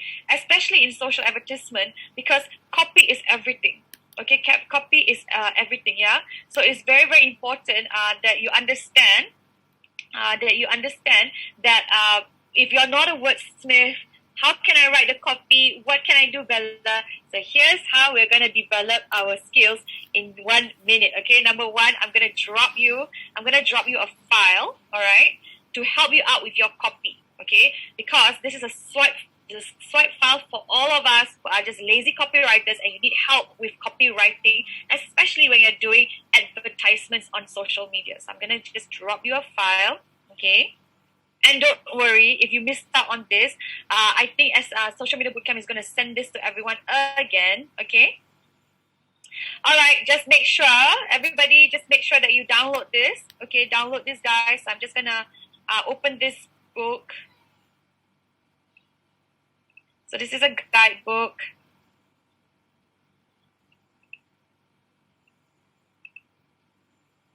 Okay, there you go. Shira, can you see the site file for the lazy copywriter right here? Yep. Okay. All right, guys. Here we go. As you can see from the content page, this is the guide that I give my interns, even my seniors at work. How to actually write copy, right? The lines, lines on the copy that will engender results. So as you can see here, bam, right? How do you write attention-grabbing headlines? It is in this way. See? So all you have to do is just replace, right? Just replace, right? The words and your propositions with your business. So this is exactly what I want you to do, and I want you to go through. And this book is yours to keep. All right. So go through all the pages, guys, because there's just a ton of helpful resources, right? Resources here for you to write better, because I know you are struggling with copy. I know, because I am no wordsmith myself. I try every day, so I know that something like this is indefinitely going to help us with our work. All right, so that's one. So I just want to double check in the chat group. Are you all seeing this? Have you all downloaded this? Okay, just give me a thumbs up. Okay. All right. So, well, thanks for asking. Is there a difference to copywriting for brands versus influencers? So here's where I'm going to do a walkthrough of let's check out what the industry is doing. Shall we? So, well, to answer your question, what we have to do is we have to check out what our industry practitioners and how their copywriting is like, so that you can actually see for yourself what you can do for your own copy, for your own social advertisement. Okay? All right. So, right? Okay, guys. All right. So I have, because this Facebook advertisement will take you years to hone the skills of how to actually, maneuver through the platform and all that. So I have this masterclass webinar, right? That I have it on my website. It's going for $150. Once again, I'm giving it for free. All you have to do is just basically scan this so that I can actually know who to give this to. It's an entire webinar on Facebook advertisement, Instagram advertisement, YouTube advertisement, because the whole thing can be really complex. So I walk you through a 2-hour lecture on basically how to set this up, even though today I will go through it with you, right? But I think it's really, really important. So let's double check whether you can scan this, and if you can scan this, we will be giving to you the webinar for free for everyone. All right. So this is my gift to everyone who has attended this course. I'm gonna leave this for a minute for you to scan. It will lead you to a landing page for you to put in your data, which is your email, so that I can send the recording to you with the presentation slide, because social media ads can really be daunting. So I'm here to give you confidence that you can go through this. Okay? All right. Ta-da! Okay? I hope there's time. Okay, just double check, yeah? Okay, everyone, just scan. All good? Okay. Should I leave this on a little bit, Shira? Yeah. I think just a little Okay, bit. okay. Just a little bit more, yeah? Okay. Okay, guys. Shira, maybe we can send the link to our website, nimble.sg / the actual URL, so that they can see exactly what goes into it, what is the topics inside it, yeah? Okay, guys. Okay, so at Creative Best Practices, remember, right? Research your competitors. Okay, it is very, very important. There are tools out there that will give you full transparency on the biggest brands or even the smallest brands and what are the kind of ads that they are doing, all right, for themselves, so that they can replicate this for your business. So I will tell you how to actually do this. Okay. Next, headlines with immediate impact. This is really important when it comes to your ad design, ad creative as well. Don't just talk in your copy about the features or the specs. Focus on having value and clarity in your messaging. Design that converts, which is why Canva.com is really, really important because it makes your design so easy. You can even design this on the phone and stuff like that. You can even do videos with Canva if you're on Pro.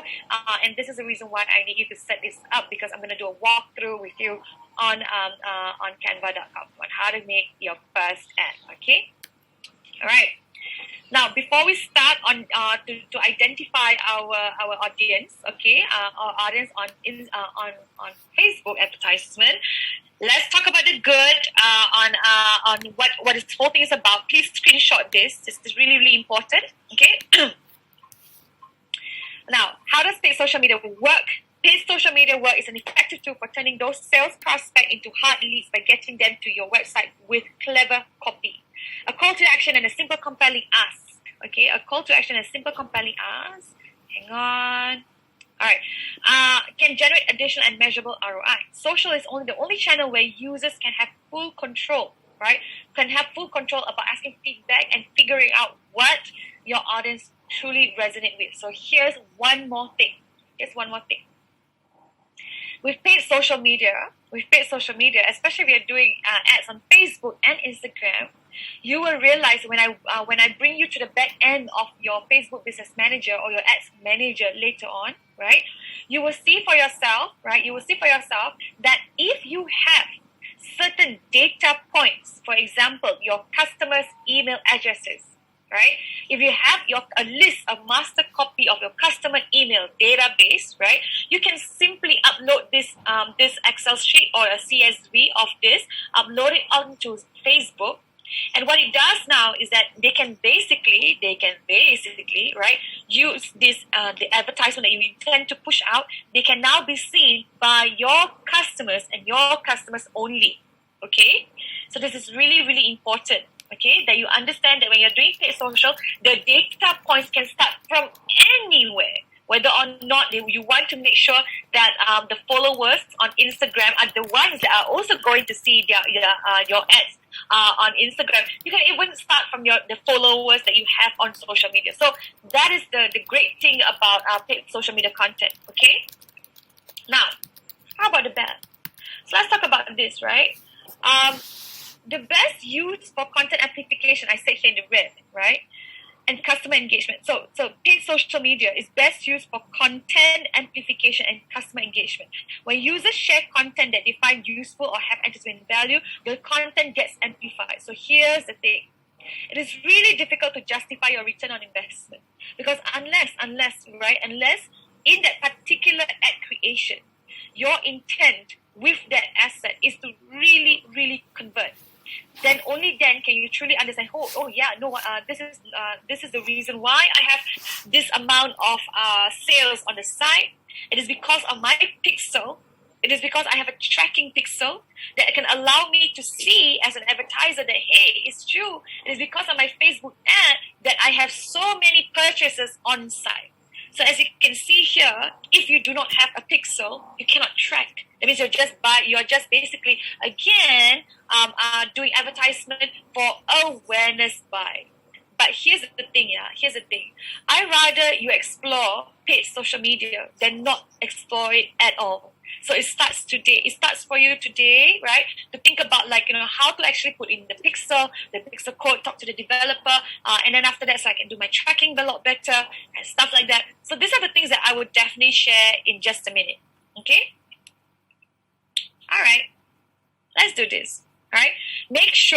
Please make sure that you have Canva on board. All right? And then right after the break, we're going to take another break at the moment. We're going to take another break. And then I'm going to actually talk, someone mentioned about how do I make sure that the copywriting is different from an influencer, from a brand. So after this break, right, it's going to be all hands on deck. I'm going to walk you through the process of how to create your very, very first ad, And then I'm going to talk to you about how to actually maneuver your copywriting We're going to explore other people who run ads, right? Other brands in Singapore who run ads, or anywhere really, all right? So stick around, take this break. This is only going to be for 5 minutes. Your break is just 5 minutes. All right, guys? Thank you so much. Thank you so much. I love the music. Yeah. It keeps me pumped up. All right, guys. Okay, we're back. So it's very, very important for you to take the break because what I'm about to share with you is going to get pretty technical. That is why it's important for you to actually download and watch my webinar, the other webinar on the masterclass on social media basics, because what I'm going to do now is I'm just going to walk you through a demonstration of what you're about to see when you run a paid social media advertisement. Okay, all right. So there are certain tools, right? There are certain tools that is going to help us with our work when it comes to paid social. So let's do this first. Okay, let's do this first. Number one, let's figure out how to boost our posts. All right. So if you are on Instagram, okay, if you're on Instagram and you're managing your company's Instagram, right? What you have to do is basically all you have to do is, I'm going to walk you through, go to your Instagram, and then you will see all the posts that you have. You must be on a business account first for you to actually boost any post, all right? So what you will then see is you're going to see what we call the promotion button. Okay, so I'm just going to, I hope you can see this. Hang on. There you go. Right there. Promotion button, guys. Okay. Now, if you see a promotion button on your Instagram, essentially what you're doing at the end of the day is you are actually going to boost the post, right? So then, basically, they were going to ask you, typical of a boosted post, they're going to ask you a few things. How much do you want to boost per day? Right? What is the minimum to actually boost a post in a day? What kind of demographics that you want to have at the end of the day, right? The kind of keywords that you want to target at the end of the day. And then all you have to just click boost and bam, the thing is going to be approved and you're just essentially boosting your post. Now, I did mention in class, in our session, to make sure that you identify the top performing posts. Now, let's walk you through on Instagram again, all right? If you are on Instagram, all you have to do is just click on the gear button that says the Insights, okay? Insights, all right? So I even if you're not on Instagram, it's okay, just watch this, okay? There's a button on the left just next to the word promotions. When you click Insights, okay, right, it will let you know of the content that is most viral for the past 7 days. Right? And then what you have to do is just scroll to the bottom, right? And then all you have to do is click on content share. All right? This is an example, yeah? This is an example, okay? Can you see the difference? So again, I'm just walking you through. And if you're not doing this on your end, just follow me, okay? Now, can you see that these are all the content that I've done? This is the amount of reach that I am getting, right? But can you see that the post that had that little arrow, right? Right? That goes 3455, and then there's another one that says 8430. That is the boosted post, right? So it is indicative. Your boosted post will be indicative, right? On your mobile phone, if you're on Instagram, right? If it was boosted, it will be indicated with a little arrow that goes upwards to go, hey, this is a post that was boosted. If it was organic, as you can see, it had like 100, 100 views and whatever not. That is it being, organic, simply organic. Okay. So if you go through and walk through the motion on your Instagram, you can definitely see how this works out for you on Instagram.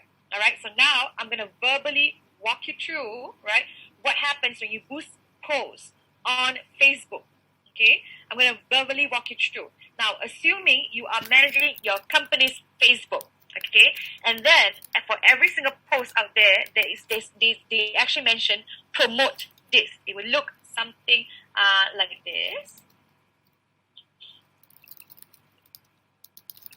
So no fear in tech, yeah. You guys can do this, okay? I'm gonna walk you through, and we're gonna graduate with flying colors, okay?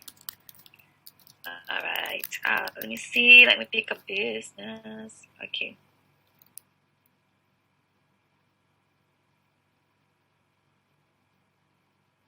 Alrighty. Alright. Can you see here, guys? Yeah? Little button that says boost the post. Yeah. So I'm going to walk you through. You click on this, right? And then after that, you can change the button and the call to action. The call to action, send message, send WhatsApp message, whatever. It's different for everyone, yeah?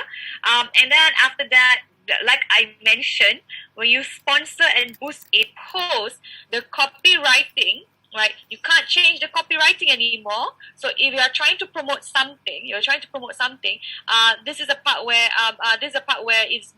please make sure that you tweak the copy so that someone can click the boosted post at the end of the day. All right. Now that was just me on a static post, right? That is just me on a static post that is on my Facebook. Okay, let me just make sure I do this.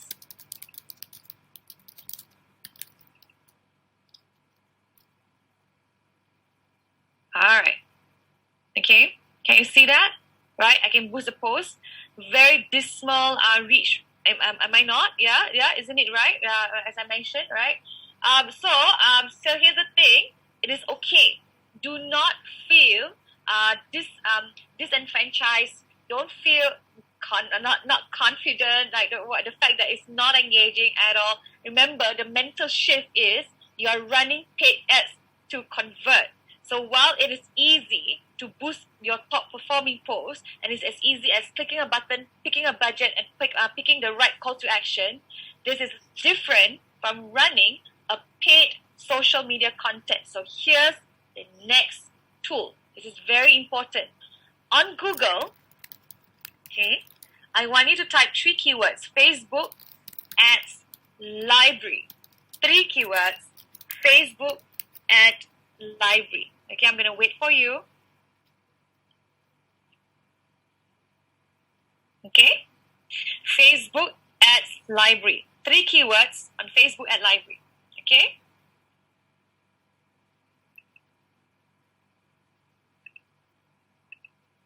Okay. All right. Now, I want you to click on this. All right. I want you to click on this. All right.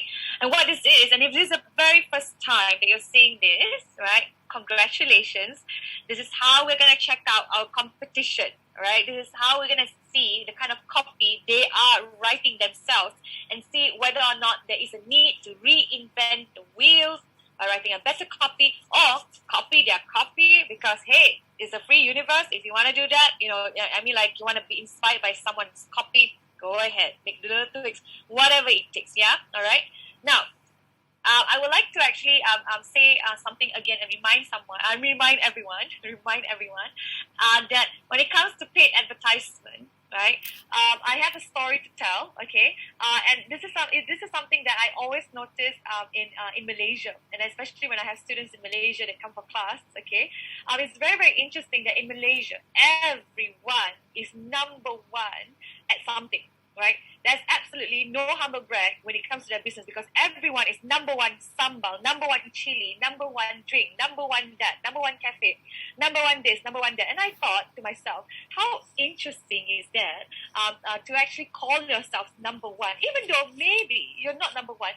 But the thing is, there is absolutely no fear to put yourself out there because your intent with advertisement is to convert. The customer journey in the story for paid social media content is for them to take action, for them to make a purchase, for them to learn more, for them to sign up. So there has to be no humble brag when it comes to your copywriting. This is very, very important. All right. So this is the part where I always tell my Malaysian students, like, you know what, I have to be like you. I have to call myself number one, even though I'm not number one. These are the kind of things that you have to consider when you write your copy because when you do social media paid advertisement, okay, this is not going to be seen.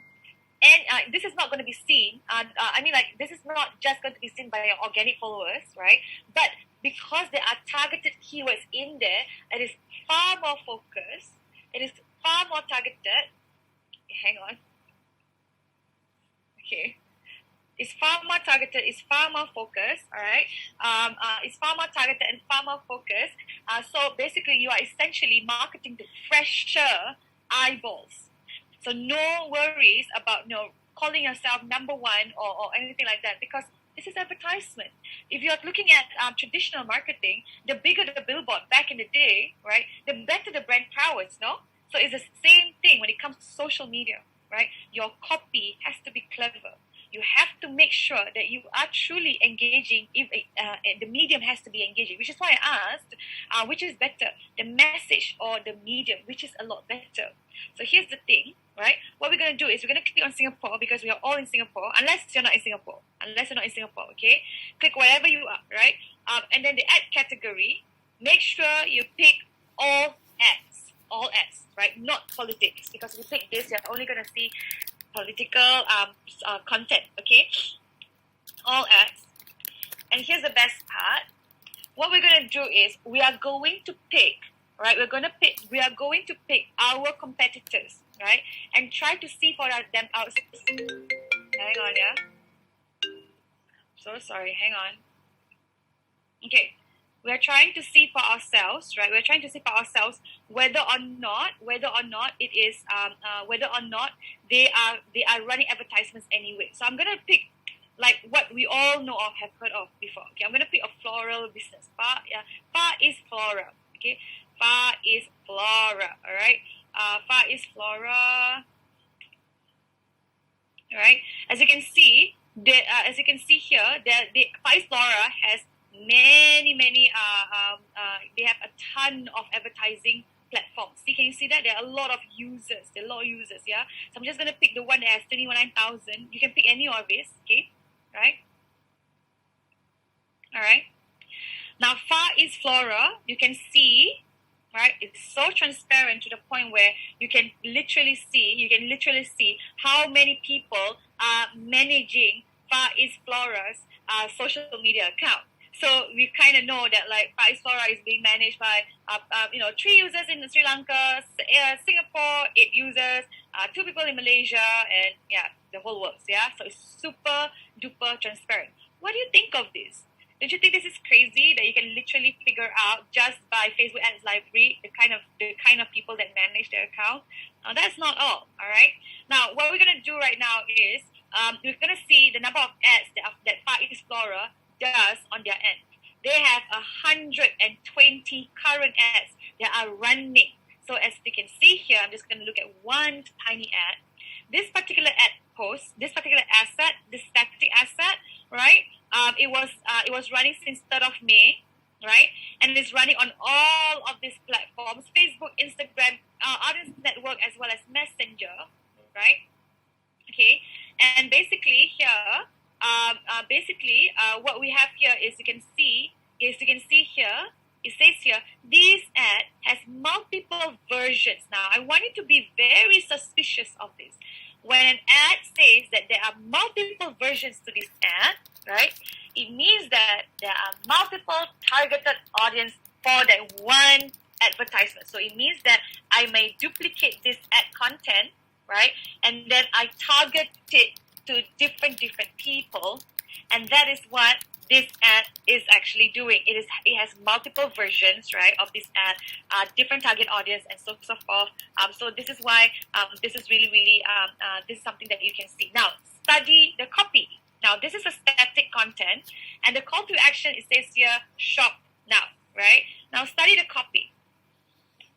Think out of the glass vase with our exquisite collection of table flowers, vibrant flower counterpieces that includes popular favorites like roses, lilies, sunflowers, and hydrangeas. And then bam, it's just aesthetic photograph like that. Or it could be this, where you include a price point and a unique selling proposition, same day and next day delivery. There you go, right? Or you can take a look at how people do carousels, how Pariswa has done carousels. As you can see, carousels are such. And here's the thing about carousel, right? Here's the thing about carousel. Carousels allows you to actually include different links, different URLs in each particular post. So this is what we call a card. C-A-R-D. This is what we call a card, right? Each card allows you to actually put a different a different URL in the post. Okay, so this is kind of good, but the question is, are you ready for a carousel? Because carousels will mean that you have to be extra detailed, because not only must you be careful that you are not repeating, or you're not misplacing, or not putting the right, you're not mistakenly putting the wrong URL in the post. At the same time, each card has its own unique copy or headline. So this is the thing that you have to be careful. You can do carousel. I encourage you to do a carousels, right? But it's very, very important that you are extra detailed and extra careful to make sure that the links that you put in here, that the headline that you have in here is very specific to this post or to this card. All right? So let's scope through, scour through, right? And take a look at Faiz Flora. As you can see, it's photos after photo, and then bam, you see a video, right? You see a video that is about 8 seconds long. So this is what we call short form content. 8 seconds long, right?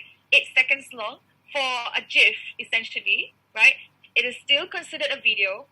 It is still considered a video because this is an 8-second asset. That is an MP4. This is a video, right? Now, what you have to know and understand is that you have to start observing your competition in a way that I need to figure out. Okay, I'm just gonna zoom out. I need to figure out the kind of platform that they have. So meaning to say, I put this asset out. This is a vertical platform, and this is a vertical asset, but it's running on all of these platforms, right? So the question is, if I have a vertical asset, do I just push it on IG stories versus FB and just FB stories versus all of the platform? Now, my point is, there is a misconception here. It does not mean that you have a vertical asset and that is the best for IG stories, because IG stories is vertical. So I just want to remind, for those who are super new to this, okay, IG stories are assets that are here, riding in here. All right. So when you go on anyone's account on Instagram and you're looking through everyone's stories, you will see a sponsored post, and typically it's a vertical asset, right? Now, the thing is, you don't necessarily have to have a vertical asset just because you're on IG story. It doesn't mean that you cannot have a static asset that is square or something that looks like this on an IG story. It does not mean that it's not going to be well performing. I've done thousands of ads to let you know that the dimension is not the reason why that advertisement is not performing, right? What matters is the creativity. For example, as you can see here, this is blinking, right? As you can see here, this was also blinking earlier, right? So do you do this versus do you do a long form content, a long 7-minute video? Because even that can be a video asset. So what do you choose? Do you choose something that is short form like this, or do you choose to have a longer form content? So here's where we're going to study NTUC, all right? So I'm just going to type NTUC. There's NTUC FairPrice, NTUC Learning Hub. The list goes on. As you can see here, I'm just going to click on NTUC FairPrice. You can pretty much tell who's managing NTUC at the moment. Yeah, there you go. NTUC is running 190 ads. Bella, oh my gosh, you're just showing us, businesses that are, running 100 over ads. And I'm just a small business owner, and I've not even done one ad. How do I even get started? So that is why you have to stick around, because I'm going to show you how you're going to do this on your own. All right. So do not fear the big brands who run ads everywhere. What I want you to see is, I want you to observe the copy. I want you to observe their asset. I want you to observe, this is a prime example, yeah, of an asset, right, that is 10 minutes long. It is 10 minutes long, right? It's 10 minutes long, right? So the question is, do I do this? Do I do a long form content? Do I entertain my audience, but it's actually a sponsored post? Do I do this? You do whatever it takes to get your customers to move from awareness to conversion. If you think that you can convert and you have the production prowess, as I mentioned before. I mentioned in the group chat earlier. I said that if you have the production prowess, and if you feel that you could actually afford to run a full blown production video asset and run this as an advertisement, think about how Grab does it. And we talk about how we have seen, Thai commercials, the commercials by in Thailand that really evokes, emotions and stuff like that, right? It makes you cry, it makes you laugh, it makes you tear, and at the end of the day, you go like, oh my God, did I just watch a commercial on coffee? And go like, yeah, that is the thing, right? So here's the thing. Here's the thing about running advertisement. Okay, it is very, very important that you understand that it has an objective. It has an objective, and at the end of the day, it doesn't matter what is the medium, right? What matters, and to answer this, to answer the question on which is important, the message of the medium. The answer is depending on your target audience.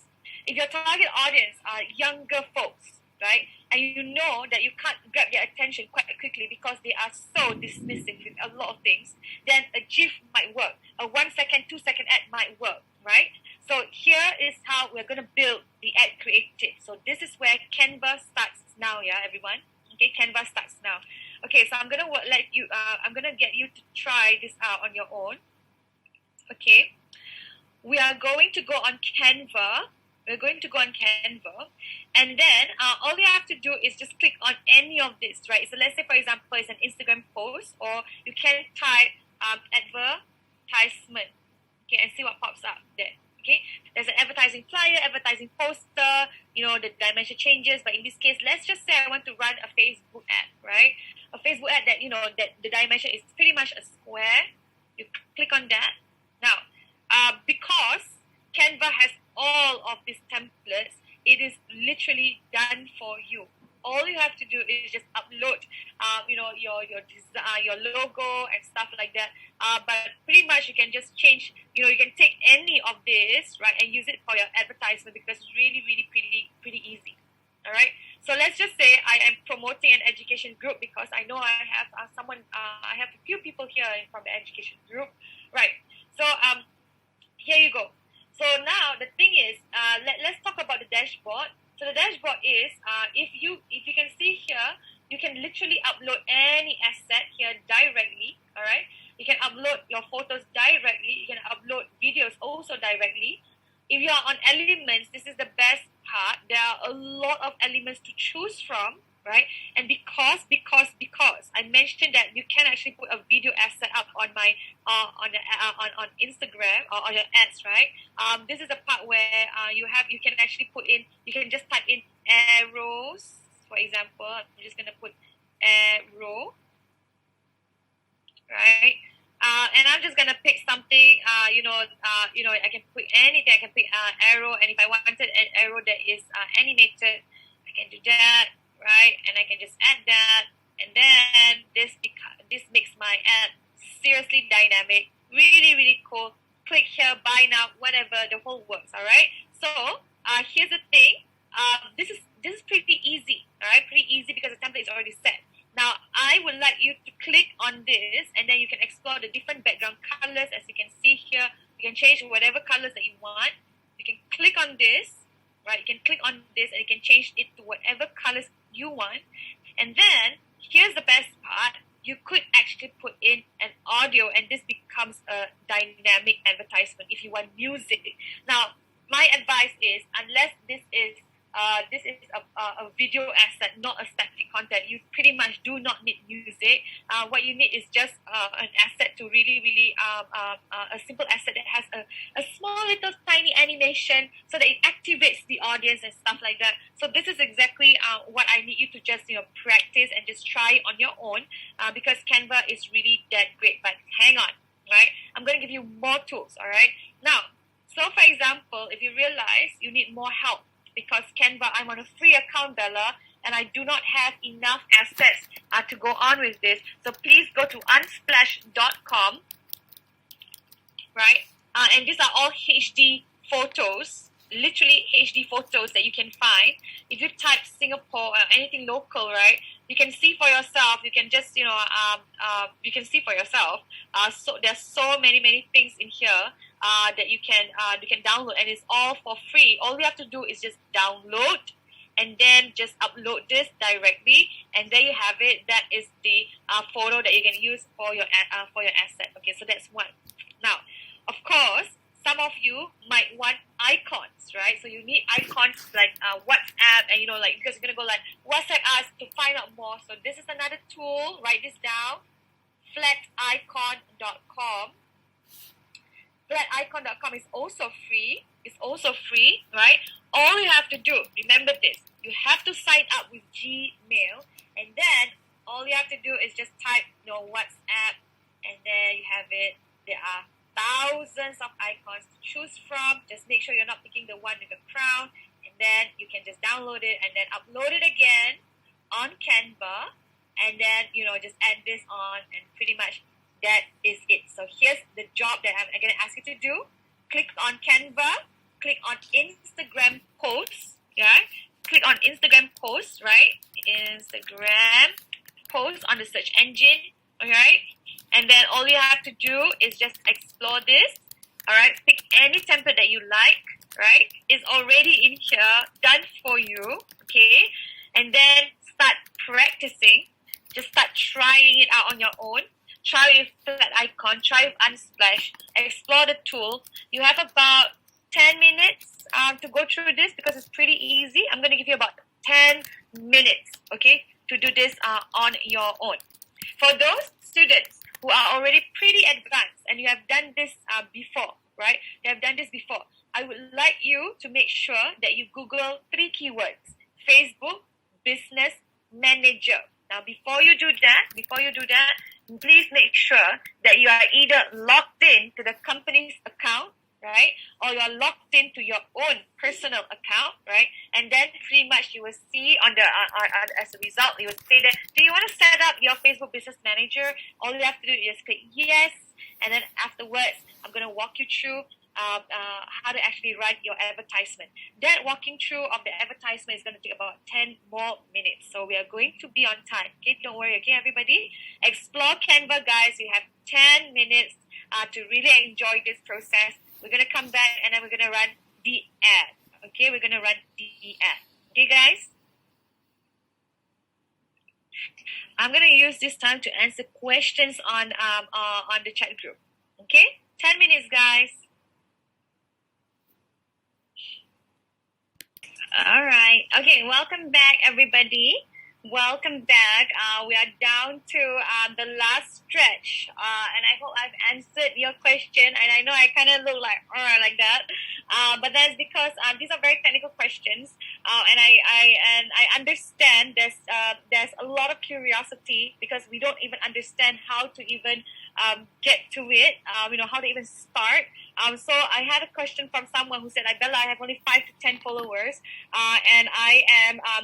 And how do I have the confidence, muster enough courage to run an ad when I only have 5 to 10 followers? So I would like to do a social experiment. Shall we do a social experiment? Okay. A quick one. I would like everybody to go to their Instagram, or whether it's personal or the company's Instagram, on your phone. So everybody pick up your phone. Pick up your phone, yeah? All right, pick up your phone. Okay. And I would like you to go to Instagram stories, all right? Instagram stories, okay, which is that little thing over there, okay? And then I would like you to go in there, right, and then tap. Just keep tapping on the story. Just keep on tapping on the user story until you stop and you see a sponsored ad, right? And I would like you to tell me, roughly, right, if you keep tapping, how many users must you go through before you see a sponsored ad? Because it will then tell you, it is actually indicative of something here, okay?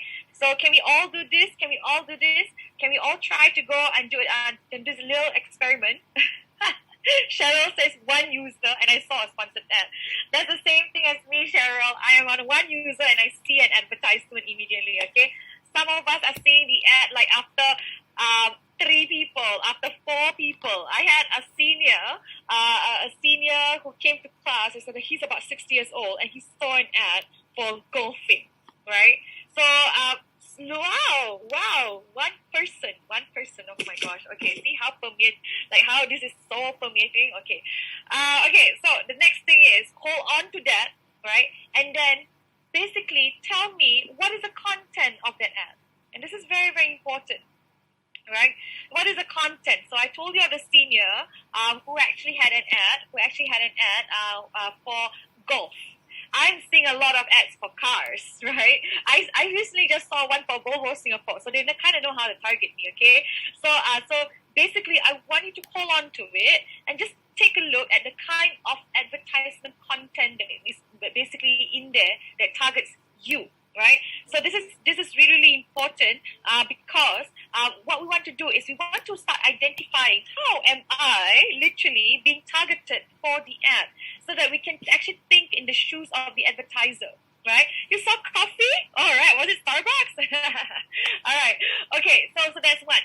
So that was the social experiment on the Instagram story. Now, if you are on Facebook, if you're actually if you're on Facebook or if you're on my Instagram, I want you to now go to the news feed, yeah. So this is a feed, all right. So basically on the feed, go to the home button, and I want you to scroll through, right? Keep scrolling, and then see for yourself, right? And I'm saying it after 4, right? 4 or 3. I'm already seeing a sponsored post, right? Okay. So the thing is, what you have to understand. Okay, Cheryl, I'll get back to you. So the thing is, what you have to understand is that the number of the number of sponsored ads that you're seeing, okay, is indicative of how long you are spending on the platform. So if you are spending an incredible amount of time on the platform, right, all the more the ads are going to be seen by you. Right? So this is indicative of course, how you are also interacting with the ads. So if you like an ad, if you save an advertisement, these are all indicators for me as an advertiser to make sure that the next time I do an ad, I am making sure Michelle sees this ad at the end of the day. So this is the kind of social experiment that you have to understand and do. Right? So now let's walk through that process of how to run an advertisement. Now it is a complex thing altogether, but bear with me. You must muster enough courage to go like, I can do this, because I don't want you to think that it's too technical. Okay, even though it is, I'm gonna make it easy for you. Okay, I'm gonna try. Okay, so while we know that NTUC and Far East Plaza is running 100 over ads, right? Let's check out a small business. Okay, let's check out a small business. Okay, so let me just maybe our client. Okay, right? We are only running 2 ads at the moment. 2 ads for Adam Khoo, right? And this is actually a festival that we are promoting, and as you can see, this is a conversion ad, and if you can see the copy, it's pretty long. Like a grandmother story, right? I always call it the grandmother story, right? Pretty long. Why? Now, this is because we are a service provider. We're not a product, right? And it does take a lot more effort to actually convince someone to convert, to take action for the business. So this is really what I want to let you know, that do not judge a business just because he is running 2 ads, because you will never know what is the kind of budget that is I have put aside for this particular ad. Just because NTUC runs 100 over ads, right? It might be that they are on a very, very small budget, but in this case, I know they're on a big budget, yeah. But as you can see, a small business like ours, right? 2 ads, but it might be there's thousands of dollars that is being pumped in here, or hundreds of dollars that is pumped in here. So my point is, do not judge a book by its cover, or in this case, the number of ads that we are running. Now, if I may add this, right? If I were to tell you the kind of business that I will go to use as reference, I would like you to look at Prism Plus. I do not know whether anyone has anyone actually bought a television because of this. Prism Plus. Let me see Prism. Oh, I can't find Prism. Hang on. Okay, hang on. I'll just show style theory. Okay. Let me just bring you to style theory. Okay, everybody kind of, for the women out there, I'm very sure you have heard of style theory. The ads are everywhere. I like the fact that their ads, right? Their ads are incredibly updated. Their copy is excellent. They use a wide variety of carousels and statics and all that. So they are always my ultimate go to when it comes to referencing for advertisements, right? For good, best in class practice for advertisements. Okay, so this is my personal go to. Your job is to go to FAL, Facebook Ad Library. Indicate here. Do not type their Instagram name. What you have to do is you have to type in the actual Facebook username, so that you can see for yourself. You can see for yourself that these are the ads that they are running. And to answer Kriti's question, I have seen so many financial advisors, property agents who do not have a lot of followers but are running 30 ads. Because when you run advertisements, it is essentially a new, fresher eyeballs at the end of the day. All right, so I hope that is pretty clear. All right, now to run the ad itself, right? So let's say, right, you're on Facebook, which is why you have to sign up and scan that code earlier, because that entire tutorial is going to prepare you for this, okay? When you are on your homepage on Facebook, and we're trying to run ads for Instagram as well, and I'm just gonna borrow another 5 minutes of your time. All right, I'm gonna walk you through really slowly, so that you can follow through. Now, what you have to do is you have to understand that there will be an indicator for Business Manager, and all you have to do is just literally click and connect your current account. If you do not have a Business Manager set up already, literally do that portion there. Next, click on Ads Manager, right? Ads Manager, right? There is a difference between Ads Center and Ads Manager. Ads Center will only show you all your boosted posts. Ads Manager will show you, right, both boosted posts as well as the ads that you are currently running for your business. Okay, all right. So you will get to this page. All right, I'm already here. Okay. And do not panic, because anybody can do this. Okay, do not panic. I just would like you to show you certain buttons that are very, very important when you run an ad. Right? There is a little button here that says this month. Right? Please make sure that you are on lifetime, so that you can actually see the results of your ads. If you do not click lifetime, you will not see the results of your ads, because you are only going to see the results of your ads this month. All right, so that's point number one. Point number two, when you are running an advertisement, okay, please make sure you click on this next button here, which is really, really important. It says your performance. Make sure that it's not on the default status of performance. Click on performance and clicks. So there are a few KPIs here. Performance and clicks will let you know exactly how many people are clicking on the advertisement. Okay, this is very, very important, okay? And it will also indicate the actual performance on the ad based on cost per click. That means it will tell you in simple English, in simple terms, how much you paid for that particular ad and how much it took for Facebook to run the ad at that small minimum sum. So it might be 20 cents for 1,000 impressions. It might be 2 cents for 100 people. That is the thing that Facebook is actually teaching us, all right? So if you're running an ad that is a video, this is a very, very important. Click on what we call video engagement. And in here, you will see, right? You will see there are certain KPIs in here. For example, that is very important. Videos that were playing. So for example, you were running a long form content, videos that are playing for 25%. Because it is a 5-minute video, 5-minute long video, right? But only 25% of my audience are watching this. Or it is a 5-minute video, but it's a fantastic emotive video that, like the Thai commercials thereabout, right? That is the thing, and all of them are watching this at 95%. Now, the thing about video is that you need help, all right? So if you are intending to run video ads for your business, all right, what you have to do is you have to actually go to this platform called Spectacle.is. Okay, Spectacle.is will show you the best videos for all the for most of the big brands out there, right? and it will tell you exactly the kind of videos, right? The kind of storyboarding that they have. Forget their production prowess, okay? The kind of story that they have at the end of the day, okay? And as to what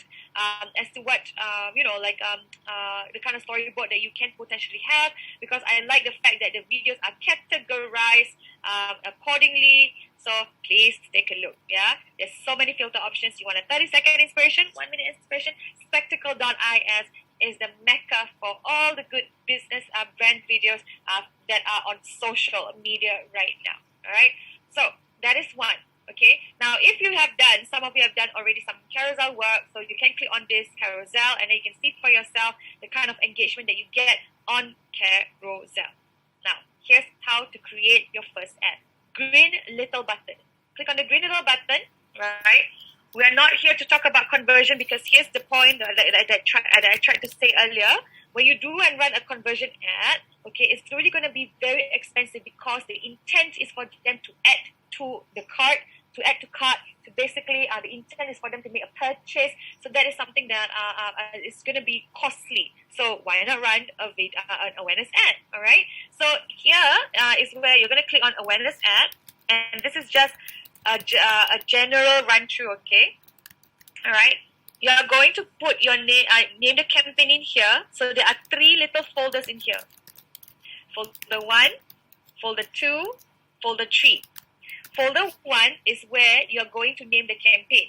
So the best practice for this will be, I will start off with the name of the asset. So for example, this is the video, right? Video official of Nimble, for example, all right? Okay, all right. I'm going to put an underscore. And then after that, I'm going to tell myself that, I only want this to be on Facebook and Instagram. I'm going to put an underscore again, right? And then after that, I would like the call to action to be a website. So then, the first step is very simply, right, naming the campaign for your advertisement, and then hit the next button. If this is really too complex for you, don't worry. I will give the recording to you. So I'm just gonna walk you through. Your job is to hear this out. Okay, all right. The second folder is where you take that same name and then you paste it again, right? So it's an indicator for you that we are running the same ad. And this is where you pick the budget. So this is the best part. You can pick a budget, but for those who are just starting out, pick a lifetime budget. You can and you should try out for a small minimum first of $50 just to see how your keywords are doing and performing, right? And then after that, you have to make sure that, as you can see by default, they are running this ad for 1 month. For $50 for 1 month, that's pretty too long, right? So what we want to do is we just want to test this out for like a few days. So say, for example, just for the weekend, and immediately you're going to see that they are going to reach about 20 people, right? 20,000 people are potentially going to reach your ad, or going to see your ad. But here's the thing, that is without any targeting. So this is where magic happens. Magic happens in here, right? When you click on new, and when you click on custom audience, all you have to do is just go down, right? Click on custom audience, okay? Now, this is the best part. They will ask you where would you like that data source to be. So if you would like this to be, the data to be from the customer database, this is what I mean. You can click on this, upload your entire database into this, and only your advocates and your customers are going to see the ad. You can find a video source, for example, the live content that went super viral at one point, the video that went super engaging at one point. You can use that same audience set so that they can now see the ad. As you can see, there's just a ton of ways to actually build your audience. Okay, now, if, let's say, you want to actually start from scratch. So say, for example, I am here selling tickets to, I am here selling flowers, right? So I can type here flowers as an interest-based keyword. Now, what you have to do is simply click on browse, right? Click on flowers. And then, right, pick whatever you think is going to be suitable for your audience. Right? And then click on the magic click suggestions. Now, there are things in here that is really worthy to be added as well. So this is where you build an ad that is of interest base. Okay, so floristry, floral design, the list goes on. So you keep adding. Now, how many keywords? As an advice, a quick advice, you can add up to 30 keywords into the keywords into the keyword selection, and it will do so much magic for you at the end of the day because it's super targeted. Do not forget to change the age nor the gender depending on what you want at the end of the day. All right. So, and another thing that my students always tell me, Bella, I don't see a button anywhere. Take the mouse, hover across. You will see edit button in there, right? If you don't hover over, you will never see the button, all right? So then, after that, what you can do, you can save the audience. And the most important thing right now is, how do I make sure that I only want this to be on Facebook or Instagram or just Instagram alone? This is where you click on manual placement, right? And then this is where you can check off whatever it is that you do not want. So say, for example, I wanted this to be on Facebook and Instagram. I can check off Messenger. I can include just the audience network because Facebook has, as you can see, 13 places to put your ads all over the platform. Okay? So you can see for yourself right here where the 13 places are going to go. All right. Next, after which, click on the next button. Okay. And then I know I'm running over time, but let me just go through this with you guys. Okay. Now, what you have to do is again paste the name again, the ad name again. All right. And then after that, click on this is the best part. You get to choose, right? What is the format? Image or carousel. Okay, so if you click on carousel, immediately you will be asked to write all the different cards. You see, can you see that? There are all these different places where you can proceed with your card. And then right at the bottom, this is where you put your copy. Okay, this is where you write the copy out for that particular advertisement. Now, this is very, very important. The call to action is very important. You have to pick a call to action that is very specific for your audience so that they know what to do with your ad. All right. So if you do not pick the button, there will not be any button to indicate any call to action. And there you have it. That is my walkthrough over how to create the ads at the end of the day. All right. It might sound long, it might sound complex, but believe me, it takes you only 30 minutes to do all of this. If you get the copyright and all that, it takes you only 30 minutes to go through this at the back end. All right. One more little bonus. You notice that I have my advertisement, right? My copy has a lot of emojis. So what I wanted to do is go to emojipedia.org, and this is where you get a ton of emoji because everybody is going to work on the desktop. Basically, click on any of this emoji, and then you can add the emoji out, and you can paste it in the copy in here, and then this is where your content becomes incredibly dynamic. Now, if you think your font needs a little bit of a push, needs a little bit of branding, what you do is click on Lingo Jam. Okay, lingojam.com/fonts for Instagram. Okay, lingojam.com/fonts for Instagram, and all you have to do is just say something like "bye now," and then boom, you have a lot more text variation that you can also include in the copy. So this will be highlighted and far more fuller than the static ones, than the normal ones that people typically have. So this then becomes added more oomph to your asset. Okay, guys. All right. Okay. All right. Okay. So this is the part where I'm gonna let you know that it does take a few rounds of advertisement to work on this. So this is very, very important that you have to practice. But I hope that today's conversation would really give you some level of awareness as to what you can do already to beat the cookie environment. right? And of course, this is also a conversation about like how then do you take the conversation out of social media? If everything is going to go down the hill, then that is where digital out of home. So you'll realize later on in my slide, which I'm going to give it to you, digital out of home is basically the idea that you're putting advertisements on digital screens outside of your home, right? So take a look at what I have on Instagram, on Nimble's Instagram, and just read out about it, because that is how you are going to advertise so that you have a total omni-channel approach, okay? So I hope this is it. I hope that, hang on. I hope that you have enjoyed my little presentation, okay? My little presentation to really help you out with your work.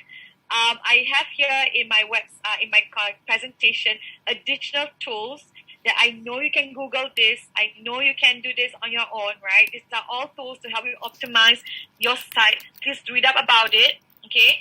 The business manager is something that I did mention earlier before, right? Digital out of home is something that, you're taking your ads away from social media, outside of a network that, outside of a network that is outside of social media, right? Take a look at this. I wish I can continue the conversation, but if you want to connect with me and if you think that like this is something that you want to talk about further, this is it. I feel like you can always connect with me on Instagram or my WhatsApp or whatever. Thank you so much for giving me the opportunity to share this with you, because I'm so passionate about advertisement. So I really hope you enjoyed the conversation. And if you have any questions at all, this is where you can connect with me. Right? This is our Instagram. You may add me on WhatsApp. I'm very happy to just, chat with you further, right? And of course, if you enjoyed this presentation, please visit me on LinkedIn and let me know how you feel. Yeah, that's all. That's pretty much it. Let me just check the chat group if everything is okay. Yeah, thank you everyone for such a fantastic time. I'll see you guys soon online.